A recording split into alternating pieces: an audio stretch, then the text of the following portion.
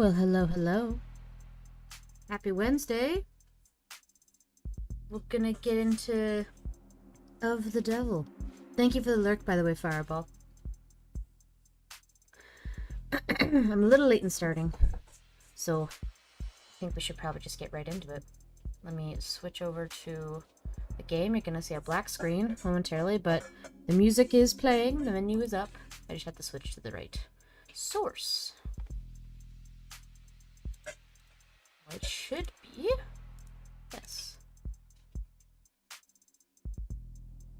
Hey, there we go. So I think, actually, I could be wrong, but I don't think we saw this cover art for episode 1 because we just kind of went in right from the main menu. So we didn't actually see this nice art of our main character, protagonist, son. Just having a smoke. But yeah, let's get into it, eh? So actually, quickly maybe to recap. So what I remember last time was this case specifically involves someone that she knew. It was a friend of hers. He was an engineer, I believe. And he died suddenly. And left a message for us to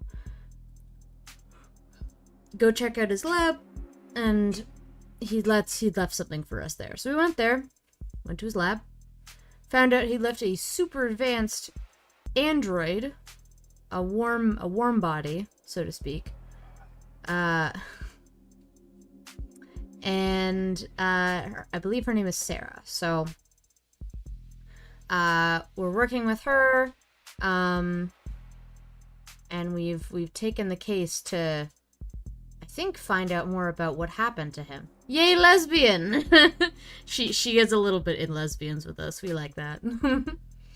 But yeah, I think we're trying to find out what the heck just happened to this man, while also keeping everyone off of our murderous tail. But yeah, I think we should just get into it. I'm excited to play more. Alright. So, 2253. Oh, right! We were just sitting down to talk with the little, juvenile delinquent, who just recently was released from prison, I think. Lesbians, you say? Hey, Muchie. How's it going, friend? Happy Wednesday. Look at us, we so cute. Alright. Fran. Right, this is Fran. So we're chatting with Fran. When I met Fran in that police station, I couldn't help but bet that I'd landed the jackpot. A valuable asset with a skill set complementary to my own personal and private pursuits. Someone who, after seeing the sweetheart probation deal I managed to land for them, would be more than happy to help me with whatever I need, whenever I need. Always so cold, Fran. Can't even get a good morning. Ain't no such thing. Nothing's good's ever happened until the afternoon when people are actually awake. Ain't that the fucking truth? What I got instead was a compulsive liar with a horrific sleep schedule and a crippling addiction to poor time management. Hello, hi Mochi. How was your day? How was both of your days? What do you want, Red? I can't call you up just for fun. Not if you don't want to get blocked. I need you to find somebody for me. Can't do it. I got homework. We both know the only time you ever do your own homework is during the class it's due. Damn. And I've got sports. You can't tell a basketball from a hockey stick. And I've got a bidding war to win. You're the only person on Earth bidding on 70-year-old Coochie? Coochie and Air Jordan vintage reps, Fran. I think you can take your eyes off the auction block. So yeah, so sorry, but I'm busy, so... I was hoping we could skip straight to the carrot portion of the routine. But if you insist on doing things from the top... Coochie? Quitchy? Oh, it's on their bag. It's on Fran's bag. Coochie. I need to get a glass of water. I had an interesting conversation with your parole officer yesterday. Oh yeah? They've been really into the self prefixes lately. What? Self-motivation, self-actualization, self-help. Oh. And he thinks you could really benefit from it. You're lying. He's got all the workbooks ready. Clearly your Saturdays are stacked, so I'll make sure your Sundays are full of fine, I get it. I need you to find a local musician. Musician? Knowing you, this will be electro swing or some awful. Last name Powell or Parker. And that's all you got? They'll be in David Asher's circles. Wait, Asher? You're working that? That should be more than enough for a clever kid like yourself to go on. I think Coochie instead of Gucci. Yeah. You know from the famous song, Coochie, Coochie, Coochie, Coochie. Don't go expecting any miracles. I need this soon. Within the hour, ideally. You know I have other clients, don't you? Other clients who actually pay you on time? A musician. Find him. Okay. Even talking over the phone, you're very animated, Adonai. What do you mean? Oh, Morgan. Just that you're very expressive when you talk to people. Of course I'm expressive. If I wasn't, how would anyone know what I'm thinking? Oh boy. I see. I'll keep that in mind as we... Wait, you really expect to tag along? Of course! Father was... Yeah, I know you want to. But why should I let you? Because I'm capable and helpful. Uh-huh. I mean, I can take notes for you. And move heavy objects. And I'll learn to do more. How? I will subject every individual we encounter to a basic survey to procure biographical information on them while I gain experience in questioning. Subjecting them to torture? I can help, Adonai. Because I'm made of military-grade materials. Exactly. How fast can you fill out forms? Fast? Congratulations, you're halfway to being a paralegal. You coming? Oh, right away, Adonai. I'm late. How's everyone doing? Hey, we good? The only thing you missed is that Fran's gonna look for a musician for us that's in David Asher's circle, and Sarah is coming along with us for the investigation. I'm doing pretty good. Noble Employee Housing Building. Platea. Penthouse Dining Room. Hey, YouTube wasn't posting my comments for some reason. Oh, that's weird. Huh. Odd. Shrug. Curious about something. I think I've got it open right now. Like, can I lurk my... That's Twitch. One moment. Just gonna check something real quick. Oh, weird. No, I can type it. Okay, well, it's just being odd then. Anyway. How you doing, Two Can Play? Fran was the overworked assistant, right? No, Fran was the juvenile delinquent who we hire to help us do jobs. The little, the kid. Oh, right. Yes. Oh, Ray's is with us. Nice. Pretty quiet elevators, huh? Oof. Well, he was kind of a southern accent, I think, right? Could have taken the next one. It's a busy building, detective. Can't hold up everyone else on our account.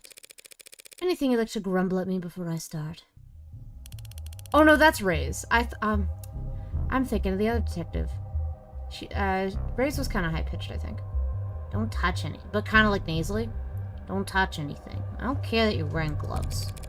I have been to crime scenes before, you know. The Brat, yes. Wasn't the Brat from the Cthulhu game? There was a brat in the Cthulhu game. There were many brats, indeed. Long before the police get there in many cases. Look, Rockford asked me to not get in your way, but that doesn't mean I'm gonna bend over for you. Do you at least have the autopsy report? No. Are you seriously? I don't. She doesn't. The report should have come in hours ago. Wouldn't take this long unless the cause of death was still... Then I'd settle for a summary of the preliminary findings. An emergency call was made shortly after 8 o'clock p.m. last night via the home security system. Emergency medical services had a VTOL in the air within a minute. It landed on the penthouse's helipad at 8:08. Dr. Asher was found unconscious with low blood pressure and a weak heartbeat.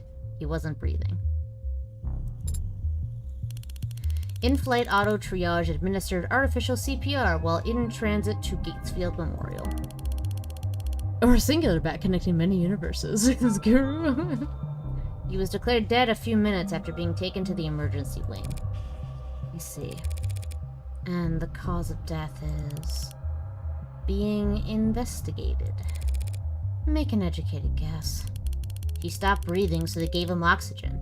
His heart stopped pumping, so they had the machines take over. His brain activity dropped to 0, and there wasn't anything else they could do. It was poison, wasn't it? What kind? You don't know, do you? Ah, they don't know either. Like I said, ma'am, we don't have the autopsy report yet. Why are you certain it was poison, Adonai? Couldn't it have been an accidental overdose? If he had been overdosed, if he'd overdosed on a commercial drug, even a pre-med student would have spotted it on the hospital's intake screening. Corwin, is that what Brat Summer was about? Accelerating the arrival of the Brat Singularity?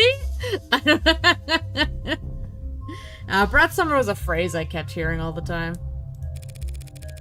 He would have been able to pump his stomach, neutralize his bloodstream. But he would have lived. But he didn't live. So it must have been something deadly, a compound designed solely to kill. A fast-acting deadly poison that causes respiratory failure. This can't be that long.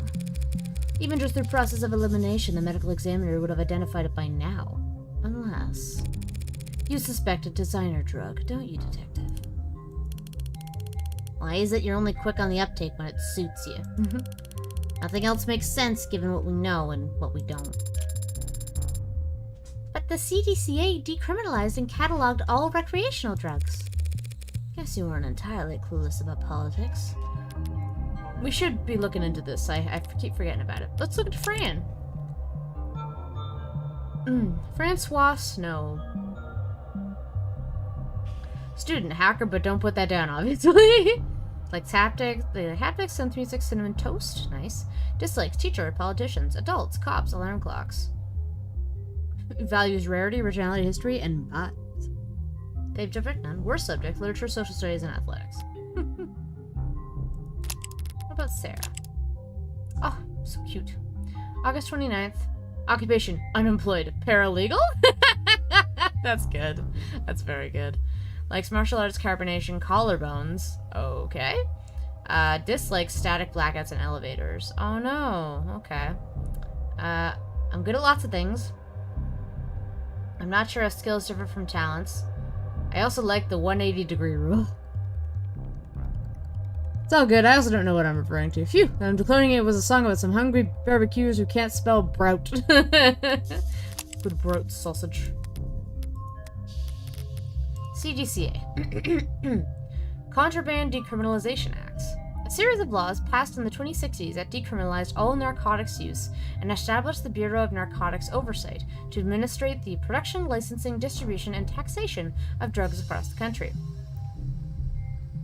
Overwhelmed by civil unrest and eager to replenish government coffers, the CDCA were intended to reduce the backlog of criminal cases across the country and provide much-needed tax income, while also incentivizing immigration with the promise of amnesty. In what was considered a domino effect, other major nations around the globe passed comparable laws to build up their own depleted war chests and revitalize their local economies. The so-called white wave of global amnesty overturned the international drug trafficking market in just a few short years. Okay. The Grey Wave followed soon after, as money-starved criminal organizations waged economic and literal war against multinational corporations for dominance of this new grey market. Fierce competition for government licenses to produce classic narcotics emerged alongside a race to develop new, more powerful designer drugs and to monopolize on their sale in the months it would take the government to identify and legalize them. While rates of addiction and overdose deaths have dropped since their peaks in the last 2 decades, the dangers associated with untested designer drugs and drug distributors' eagerness to earn new customers has continued to fuel debate over the legacy of CDCA and the White Wave as a whole. Interesting.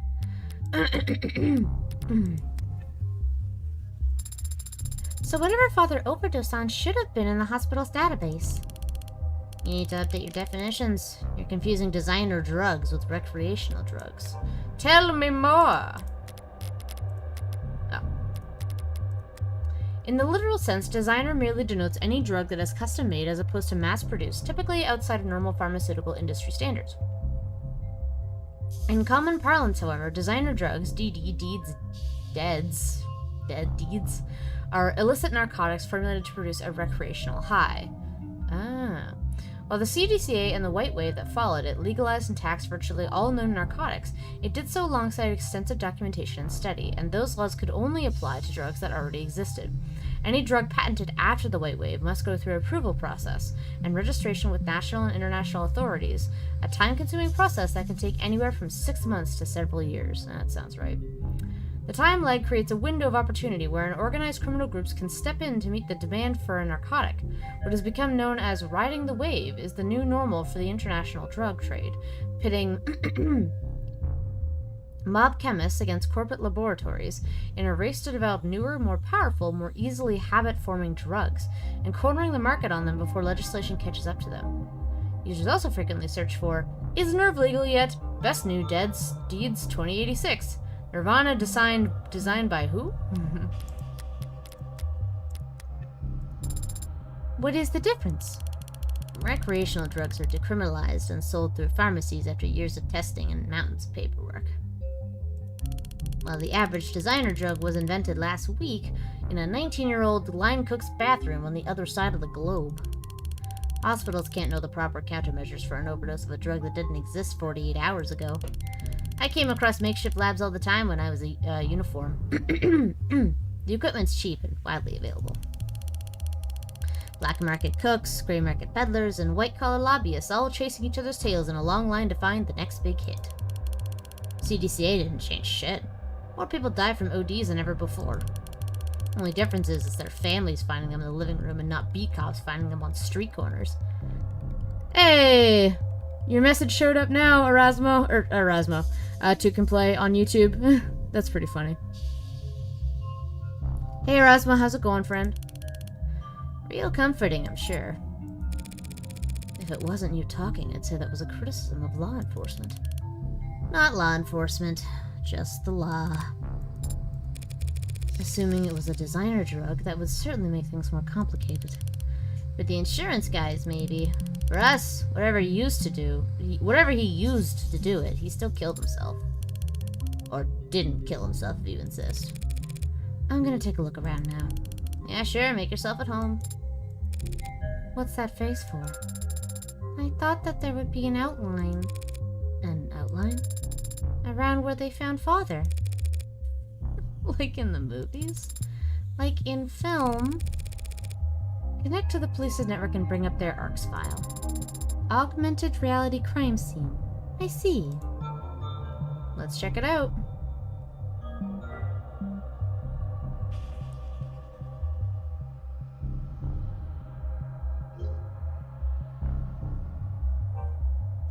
Alright.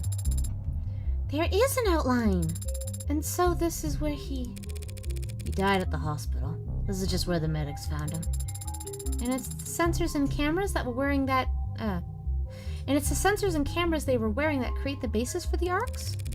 They didn't realize they were walking into a crime scene, but their body cams gathered data all the same. Where do we start? You can start by following behind me and trying to be as quiet as possible. Starting to get a feel for when she's pouting even without looking. Whoa! Chess game. A chessboard and a datapad with a series of characters on it. E4, C5, NF3, E6, D4, CXD4, NXD4. That's weird. E4, C5. Not chess notation. Yeah, God, I don't know what that is. Yeesh. This is... A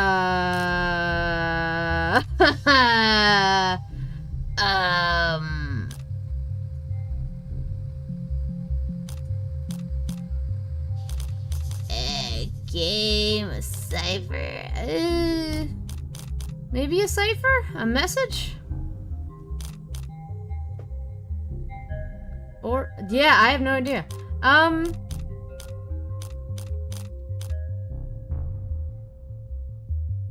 I vote cipher, yeah? Let's try it. Some kind of secret message, perhaps? Or... Black has checkmate in 40 moves. Wow, robot's that good at chess. We had to put you in a museum. But I'll take your word for it. What do you mean? Do you not play, Adonai? No, especially not against David. Well, that is to be expected. Anyone who challenged Father to a battle of wits would naturally grow tired of losing. Every game starts the same. Each player has the same pieces, the same moves, the same options. It's a true test of wit, strategy, and forethought. To me, it always seemed too... boring? Too fair. The smarter player wins every time. And that is something you take fault with? Of course. How's a guy like me supposed to win a game like that? Oh my god. Alright, what else we got? Oh, we got this. I always admired this view. Buildings gleam with reflections of holograms and sunlight, and their shadows obscure all the rundown, rotting parts of town. Maybe the view's secondary. Maybe all anyone really wants is to put as much distance between them and the street level as possible. I also agree with Morgan.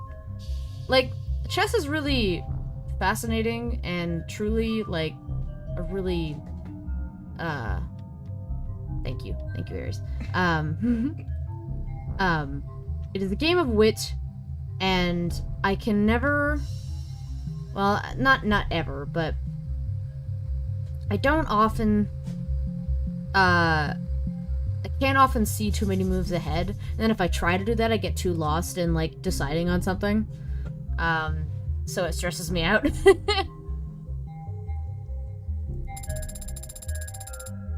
There's a reason we're all playing watching this and not chess. Is it possible that a witness could have seen something through these windows? Not through these windows, no. David installed wide spectrum auto tint in all of his homes, all of his cars. Well, I didn't know that. Well, you wouldn't notice unless you were viewing the penthouse from more than... Why did he care so much about his windows?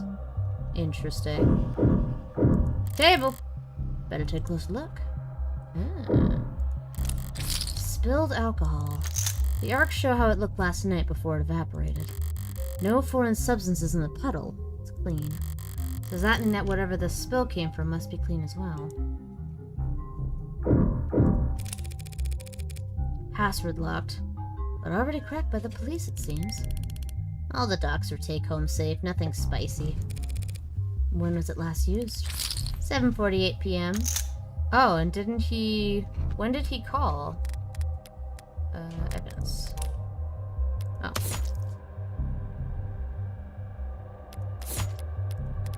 Oh, do I not have the... Thought I might have the profile or backlog. I guess it's in the backlog. He called, like, at, like, 8 o'clock, right? Because they arrived at 8:08. Yeah. I'll start playing chess when it gets a narrative difficulty option. It's too fair. I like my board games to be unbalanced and interconnected and social. And a narrative, for that matter. Still reading work emails only a few minutes before he committed suicide? A little bit.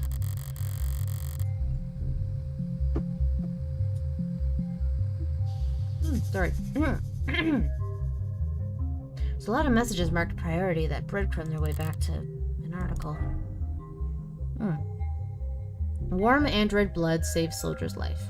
In a stunning and heroic episode, one of our nation's brave soldiers had their life saved by a noble android, and in a way that no other computer's product could. A brave private, name withheld, was wounded during a military operation whose exact nature and location is currently classified. Bleeding badly and far from the nearest triage station, he was carried to safety by his fellow freedom fighter, an Animate 16 Enforcer, one of the few warm androids being currently tested out by the armed forces. But the android didn't just sit there and wait for evac. It opened up its own arteries and pumped life-saving UD, universal donor, synthetic plasma into the young man's veins, stabilizing him long enough for him to reach a military hospital. Oh, shit. I have no doubt he'd be dead if there was any other android fighting alongside him, said one commanding officer who asked not to be named. I always thought Noble was only good at making ads that look good. Now I know they've got something inside with them that no one else can compete with. The story brings a well-deserved shot in the arm to Noble's stock prices and market share. With this one heroic moment, Noble's warm androids have proven themselves to be worth their price tag, and then some, and people in the capital are paying attention. It's certainly an interesting idea, Senator Mathing said when asked about committing to a military contract from Noble to provide the armed forces with warm models. This story's got people talking. If we just ignored our constituents' feelings on this matter, we'd be neglecting our duty as politicians, and I know none of my peers would ever try to put a price on the life of one of our soldiers. While additional details about the incident have remained closely guarded, the net is already ablaze with talk of, "Oh damn, you're not logged into this device. Why don't you pop your user details down below and enable crumbs so you can get that user experience you deserve?" This is that article I've seen going around. Why would Noble have it marked as priority? Starling said they weren't in any rush to pat each other on the back over it, even though they'd won themselves a real prize. What happened to the android in question? Yeah, to the Noble android who saved. They pumped a lot of blood into another person, but were they okay themselves? True. Yeah, I guess depends on how much they administered. Sounds like a Yuri plot. That's a very simple way to save you, but instead, here's my blood.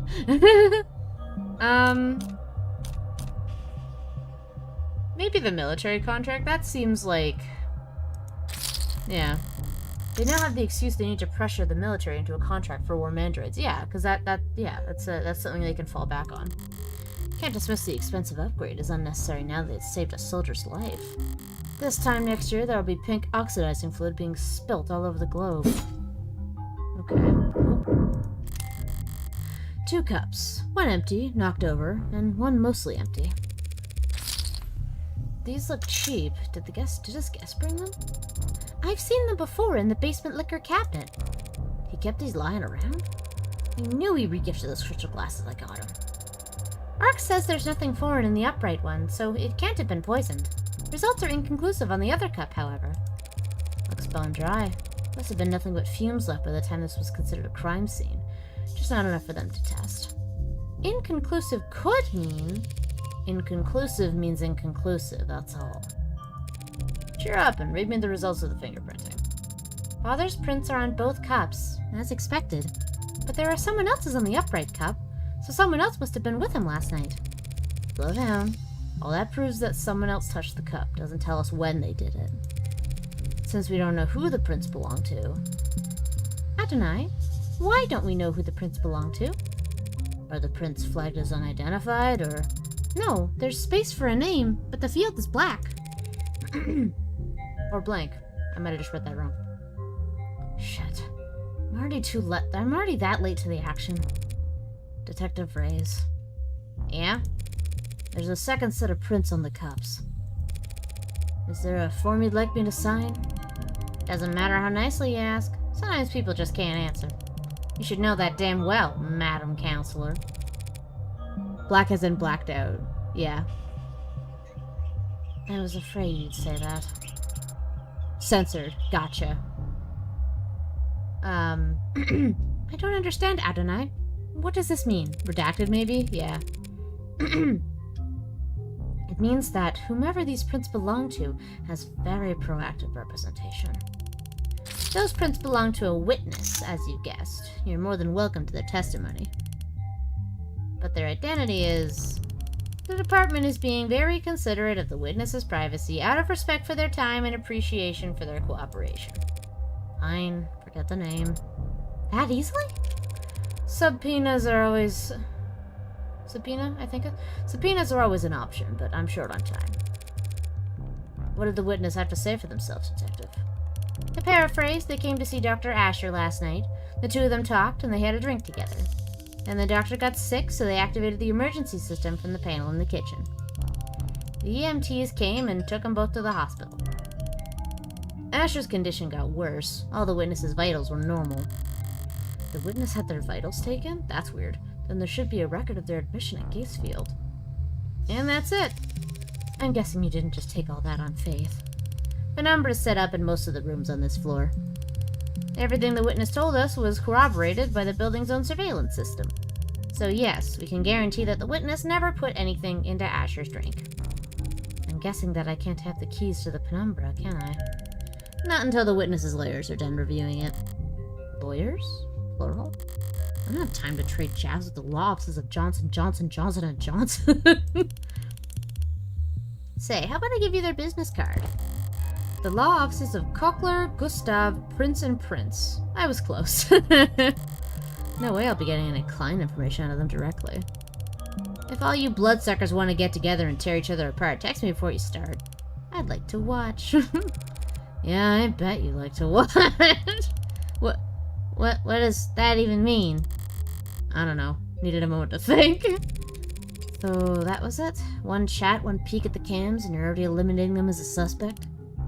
Look, they were searched. They didn't have any poison, any drugs, not even a stick of gum.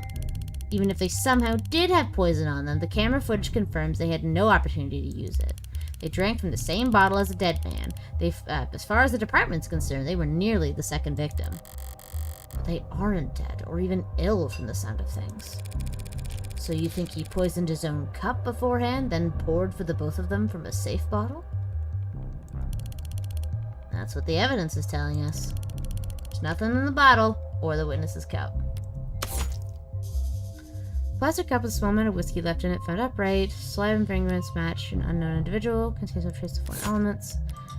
Plastic cup, David Asher Jr. Forensics shows matches for his fingerprints, but toxicology tests proven inconclusive. Too much of the whiskey was drunk and or evaporated. Okay. And then we already read that. Okay. How about this? A legal order issued by the state on behalf of the prosecution or the defense that compels the addressed party to give testimony, provide information, or turn over evidence. Failure to comply with the subpoena will result in being charged with contempt of court. Okay. I wonder if there's a two-part... I wonder if it is a two-part poison or something. Like the drug or the poison itself could, like, mask itself after a certain amount of time. Like, exposure to the elements could just basically make it disappear. Like, something has happened first, and then it does something else. That'd be interesting. There's nothing in the bottle or the witness's cup. Like, it won't work until something else happens. Or if the witness is a warm android whose blood is poison. Oh, like alcohol activates it. Oh, yeah, that would be interesting. His blood is poison. More like you can consume one substance without harm until you consume a second substance. Oh, I see what you mean. Okay. Yeah, harmless and... Okay. Yeah, maybe. But it can't have been the alcohol then, because they both drank the alcohol. Or some other trigger. Hey, I like my theory. Hey, no, I think it's good too. But after drinking from his cup, a cup he prepared himself, he fell ill, and the witness didn't. So something was different about his cup. And Asher died with a foreign substance in his body. An unidentified foreign substance. Suicide by poison. I get that you were close, and simple explanations aren't all that satisfying, but that's life. Mochi says, but if the poison was consumed in something else, and the alcohol activated it when he drank it, so even if they both drank the alcohol... Oh, so if he was... Oh, yeah, okay. So if poison got into his body beforehand in another way, and then alcohol activated it. I got it, because the other person wouldn't have ingested the poison. Gotcha. Yeah, actually, that would be probably... That would make sense. I get you. Good theory, both of you. Boo. Come in, Dave, you sir. One last thing. You just said he prepared his cup himself. Did you see that on camera? He left the parlor to get the drinks and came back with his already... He left the parlor to get the drinks and came back with his already poured. The witness says he got them from the basement. His drink was already poured? But he brought the whiskey bottle up? Oh. Well, what the fuck? He could have put anything in. Like, anything could have been put in that then. Which, I mean, I guess would suggest that he committed suicide, but, like, that doesn't... I don't know. Doesn't make sense. Weird someone would want to commit suicide with a guest present. Happens in Detective Conan sometimes. Like, they want to frame the other person. Oh, fair enough. And, I mean... if someone's there, at least they won't be able to contest that it was anything else. It would show that, yes, I am killing myself because someone was there to witness it. Which would be horrible, but possible. The witness says that, not the cameras. The witness says that, not the cameras? Oh, okay. There's no cams in the lab or the basement. Oh, okay. Alright. That seems like a security hazard. Why would Noble not set things up more carefully? It's intentional. If cams of his lab ever got hacked, outsiders could steal his IP and kick Noble's monopoly to the curb. Right. Oh, the cat's in front of my screen. There we go. David did complain about Noble's weird protocols for combating corporate espionage. They want to deceive. Here's not the case, so far at least? Maybe. At least we can take comfort in knowing that Father wasn't alone when he died. Yeah, that's worth investigating. Alright. Whiskey. Rose River Whiskey, 12 years old. You recognize it? Sure, it was more than partial to the brand. It's a good brand, only a bit overpriced, which is the bargain of a lifetime in David's world. It appears that the police have already tested its contents. No foreign matter present was their conclusion. Good, Bill, good. Unless they wanted to do one last fuck you in death. Yeah, fair. It depends on who the person is, right? We don't know who the person is. Is it possible that the police missed the poison? No. Even if they can't identify the poison, they can detect its presence by comparing samples of the whiskey to a bottle off the store shelf. So we can eliminate the possibility that the bottle of whiskey was poisoned. We'll have to find our smoking gun elsewhere. Alright, nothing else over there? Oh, chair! One chair knocked over, probably where David was sitting, and one chair pulled out. A party of two. He never cared much for socializing, but he enjoyed hosting. Contradictory guy. Police androids monitoring the scene. Could almost mistake them for the real thing, the way they stand there trying to look important. Like an indoor dog taking its first trip to the park. Pardon? Why are you looking at it like you've never seen an android before? Because I haven't. In person. David didn't even let you have a mirror? Brutal.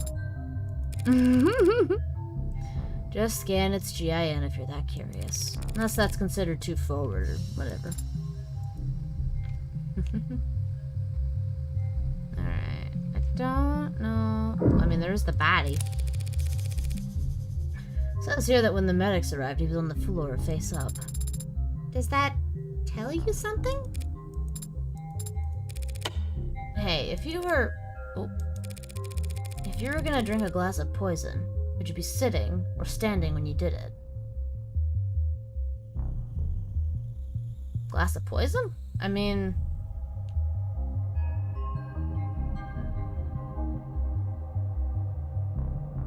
would it matter? I mean... like... standing would probably... get it through your body faster, wouldn't it? Rather than sitting? I could be wrong, though. I find it very difficult to speculate on that hypothetical scenario.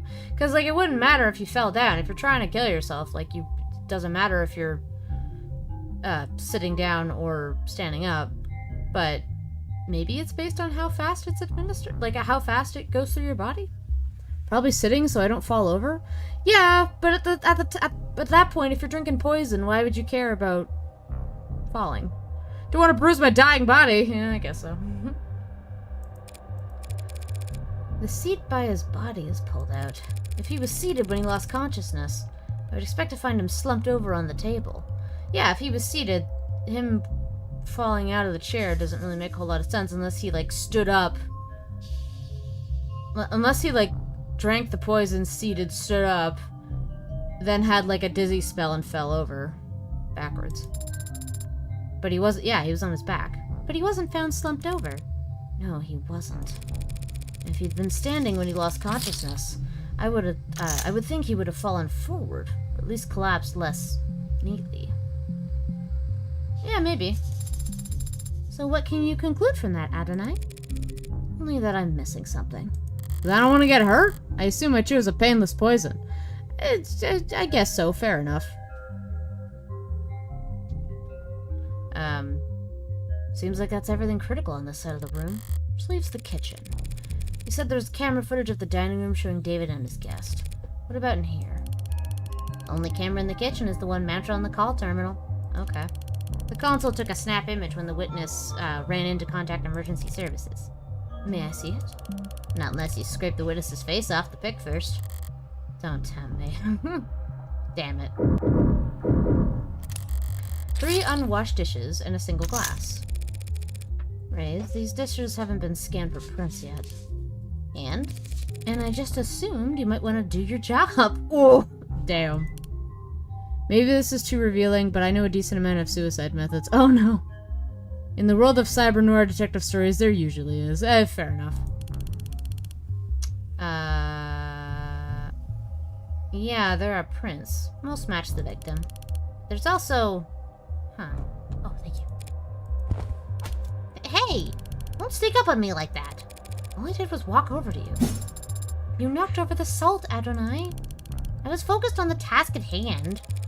Didn't realize tunnel vision was a selling point on your mod. Adonai, the salt! As I was saying, the witness's prints are on that glass. That was intentional. Morgan had to have done that intentionally. That glass in the sink? They were drinking from cups in the parlor. Did you see a glass on camera? No. So when did they touch this glass? You need to toss it over your shoulder. Oh, she's superstitious. Oh no. Witness must have thought about giving the guy some water, but he would have just choked on it if they'd tried. What, you think this glass was the murder weapon? It's bad luck, Adonai. Whacked him on the back of the head so fast it went between video frames? That's genius. You should go through the footage frame by frame to prove your theory. Mature. It's bad luck. Messy workspaces, but a pristine kitchen. David was a good cook, but only for others. Unless he had a guess, he'd happily eat instant ramen and protein bars for all 3 meals. Or 2. Or 1. No signs of food prep to be found. Not so much as a cheese board. I hate parallel conversations in real life, but in media, it's so hilarious. Whoever this guest was, they must have shown up unannounced. Okay. Anything else around here? Doors! David's fridge.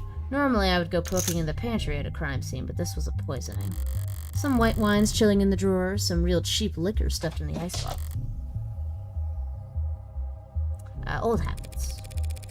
Raze, you said he left the parlor and came back with that whiskey from the basement? Huh? That's what the cams show, yeah. There's plenty to drink right here, and unlike the cabinet downstairs, it's actually cold. He must have wanted Rose River in particular. Okay. What's that look for? You hungry? I am an android. I do not get hungry. Are you being sarcastic? Only mostly. I thought you said you require organic nourishment. I do ingest organic substances, but that doesn't mean that I experience hunger as you do. So when you don't ingest organic substances for a long time, you... I become tired. What a great feature. And when I'm done digesting, I don't need to know. Let me look at it. This is where the emergency call was made. What time did the call go out? 8:04 p.m.? Time to wind down for bed. Have a great rest of the stream. Thank you, Mochi. Have a good sleep. If I want to eat dinner, I must lurk for a bit. No problem, Corwin. Enjoy your food.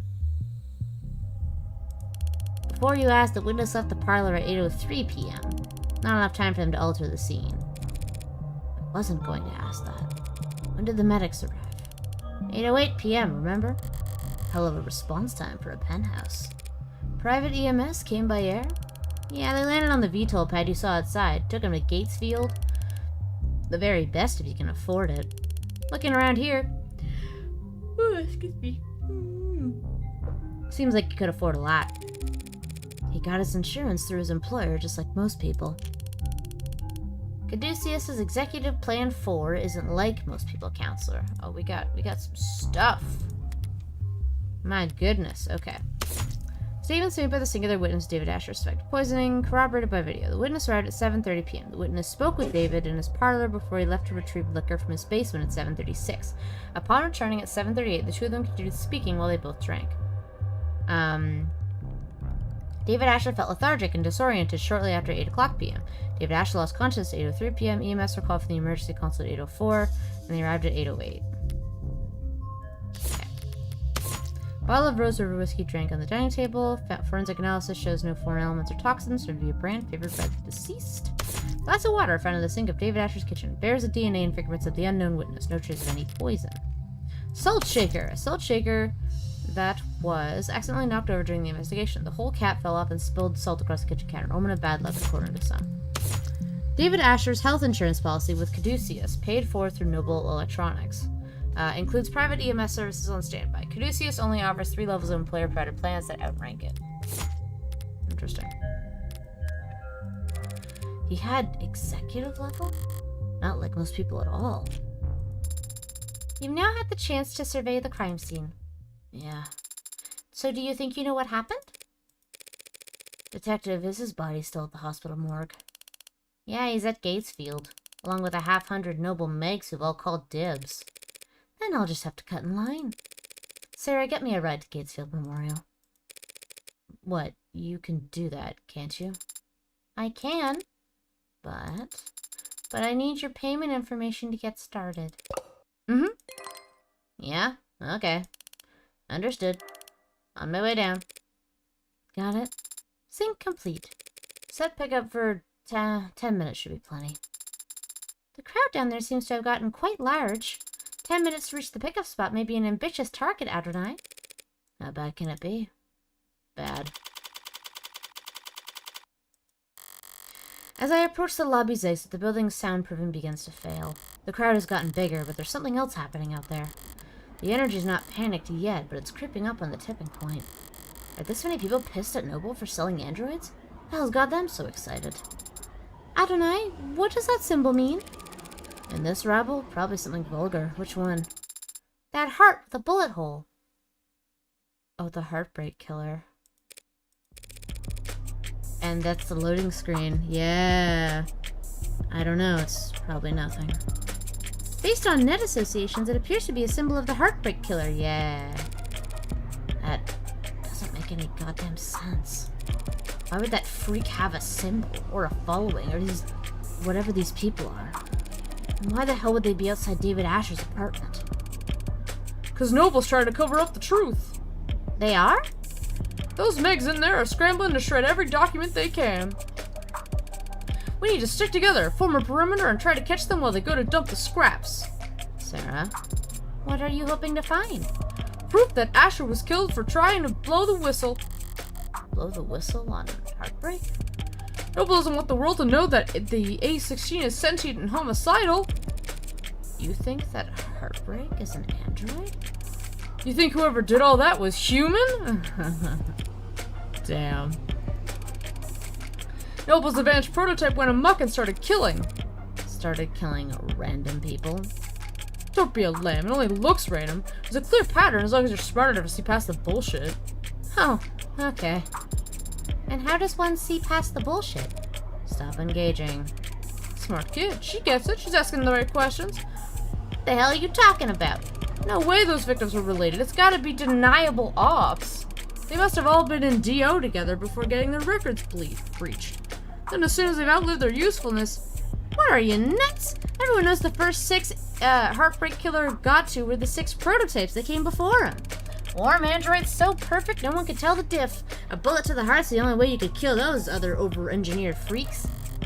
Everyone's got a goddamn opinion. I see. Stop seeing, start moving. These people are insane. Why don't you eat some more corn slop, asshole? You think you could be the cyberpunk without ever thinking for yourself? You think it's a coincidence victim number 6 was working on Harco crops? They're putting something in the food. Those people, Heartbreak, this is a goddamn embarrassment. How am I paying tax for if the state can't shut this shit down? What about you, Adonai? What do you think about this Heartbreak figure? They're just a murderer. Should be caught and sentenced like any other murderer. But they must have some reason for doing such terrible things. Aren't you curious? Why? Are there reasons for committing murder better than others? They might have experienced trauma or abuse. They might have... Millions of people experience trauma and abuse every day. Millions. And yet there's only one heartbreak. So you think they were just born that way? And that's my guess. That's unsatisfying. Sad. I don't see why it would be. If Heartbreak was born like that, then they never had a chance to be anything else. If Heartbreak was born like that, then none of us normal people would have to ever worry about turning out like them. That kind of predestination, it means they never have to take responsibility for what they are. The state can make them take responsibility, as soon as they catch them. You make it sound so trivial. They're a very dangerous serial killer. Just a serial killer. Just? If HK shot someone every day, it would take them 1,132 years and about 11 months. In order to have killed 413,789 people. You did that in your head? I'm good at mental math. You counted the leap years. But what is the significance of that number? Or they are Luigi and should be praised! Death within 18 months of the Blakeford industrial Deaths within 18 months of the Blakeford industrial disaster. Times that number by 2 for the injuries. Tack on another 183% for the birth defects. 413,000 dead, and there wasn't anything evil about it. Just human error, some shoddy welding, and time. So you think that Heartbreak is nothing by comparison? Perhaps that is the problem then. If they're nothing, if they represent nothing, then they can stand for whatever the crowd wants them to. Please make way. Officials are coming through. Please disperse. Keep walking, pigs! Fascists! No one owns the cops. Oh, London. Only the cops they build in their factories. Very funny. Whoa! Hey, Saber! Thank you! Guru, could I get a shout out for Saber, please? How are you, Saber? Very funny. Why are we tolerating this shit? You want me to wade into the crowd with a nightstick? Prove them wrong? You know what I mean. Check out Saber/Paladin for a ton of rad streams. They're off battling big boys in Monster Hunter Wilds, but don't let that fool you. This YouTuber's been everywhere from Silent Hill to Space Marines with a side of crab souls. Join them for chill vibes, voice acting, and maybe a little justice gone awry. You're playing Monster Hunter Wilds. Very fun. Hello, Reggie the Wiz. Nice to meet you. Howdy doody. How was Monster Hunter Wilds? Thank you, by the way, Guru. We're the only people in this city trying to do some goddamn good, and they all just... That's just part of our job, detective. No offense, man, but wearing a police badge earns you a little more hate than... Do they give prosecutors badges? I have an idea for the parking garage. Does that count? Depends. You ever hesitate to wear it out in the open? I love this. Oh, it's so pretty. I love this visual style. This moral relativism of yours seems like a strange philosophy for someone in your profession, Adonai. Breaking up the thesaurus on me? I'm only being realistic and humble. I'm just one woman, Sarah. Whatever I do, right or wrong, it's less than 1% rounding error in the grand scheme of things. Do you tell that to your clients? No, but they come to appreciate it when I win. I don't mean cops in particular. The same deal applies to anyone who works for the state. The terms are stark, but the ink dried a long time ago, and we all agreed to them. I don't recall voting for it. Well, not voting is how these things come to pass, so we traded freedom for safety, individual rights for collective power. The state won, the citizens lost. The very least we can do is take their criticisms head on. Look, I don't have a problem with the responsibility of authority, Only with authority being challenged. but they treat us like we're the bad guys. Well, sometimes we are. Sometimes the law is wrong.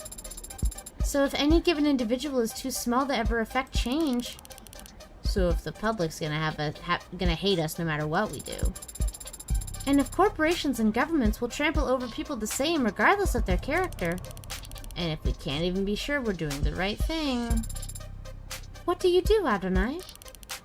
what the hell do we do? I think it's pretty simple. It's not as complicated as you'd think.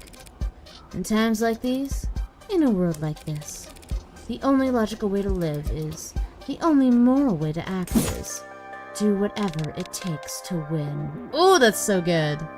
You kill the big octopus in Monster Hunter Wilds. Very fun. Octopus. It was kind of covered in tar or oil. It's time for Up the Devil. Woo! Hey, 4 Elemental. Ooh, we hitting that good track, that good music. I fucking love both of them. Holy shit. Peak times, yes. If I'm insignificant in the grand scheme of things, oh, this is very loud all of a sudden, I gotta speak louder, I can do my worst and no one will notice. If power is inherently evil, holding back won't save your soul. Just fight with both barrels and trust the opposition to do the same. Winner takes all. Very cool.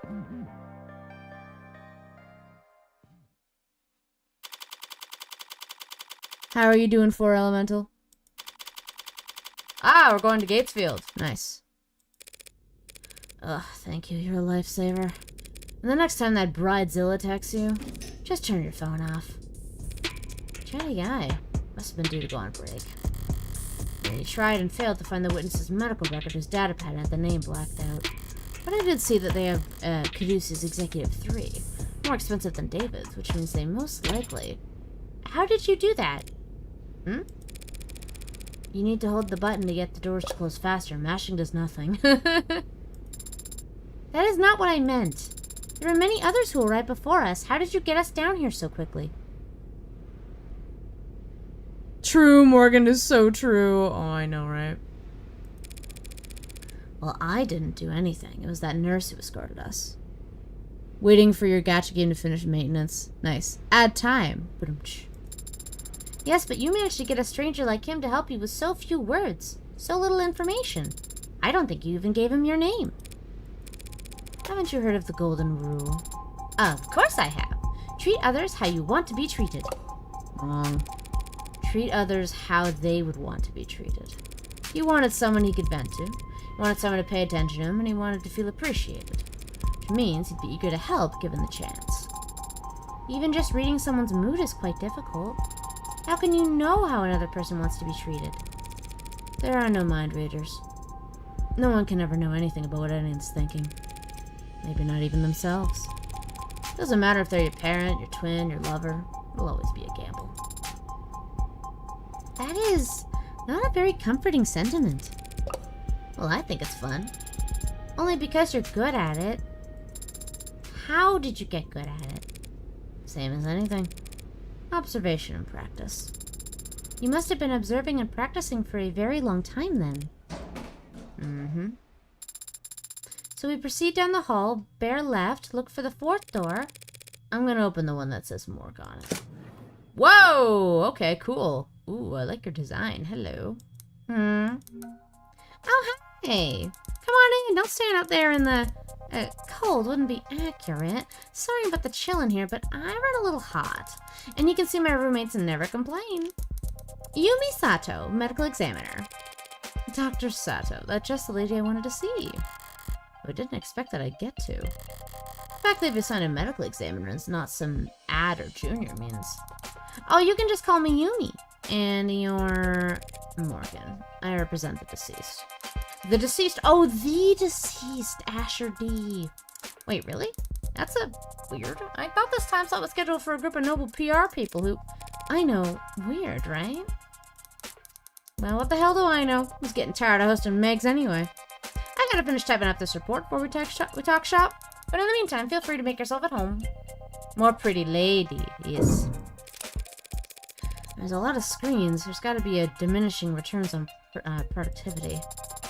Why do you have so many monitors, ma'am? You can't just ask someone that.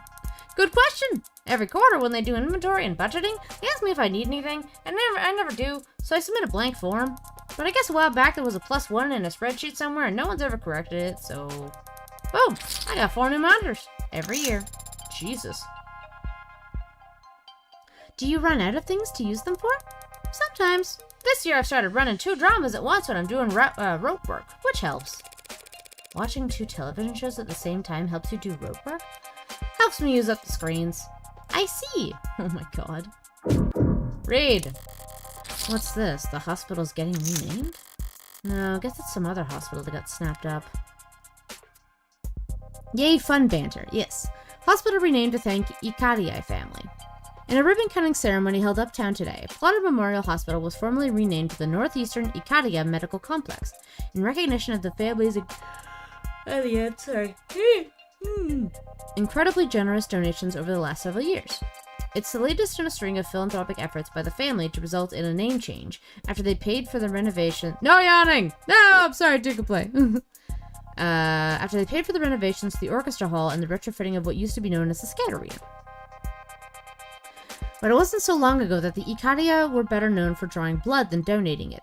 Back before the 50s, they had a fearsome reputation for cutthroat business practices that had their business rivals going so far as to accuse them of involvement with organized crime. Jeez. After the founding of Rengen Medical over 25 years ago and its subsequent sale, the Ikaria have moved out of the business world and into the upper echelons of society that are sometimes mockingly referred to as the Neobility, a generation of newly minted aristocrats born from the unique and chaotic economics of the mid-21st century and the Red Decade. I always do a line of coke before streaming, keeps me fresh. When asked her opinion on those who'd label her family House Ikaria at the hospital renaming ceremony, Rengen board member Mirei Ikaria had this to say. In this country, anyone can make a name for themselves, so long as they're willing to put in the work. Mock new money all you want, but the truth is that success is all about reinventing yourself, and the only ones uncomfortable with that are, we're working hard to print out the rest of your article, character by character. It's tough work, but you'd be able to get it a lot faster if you'd leave a tip. Want to drop your payment info in the jar? The Ikaria. Guess they weren't always in the same line of work. Now they're plastering the name wherever to get themselves a new image. All the Neobility are eager to prop up their image wherever they can, but that must go double for the Ikarios, assuming the truth about their criminal past is anywhere close to the rumors. Oh, Sato. Oh, her birthday just passed. Nice.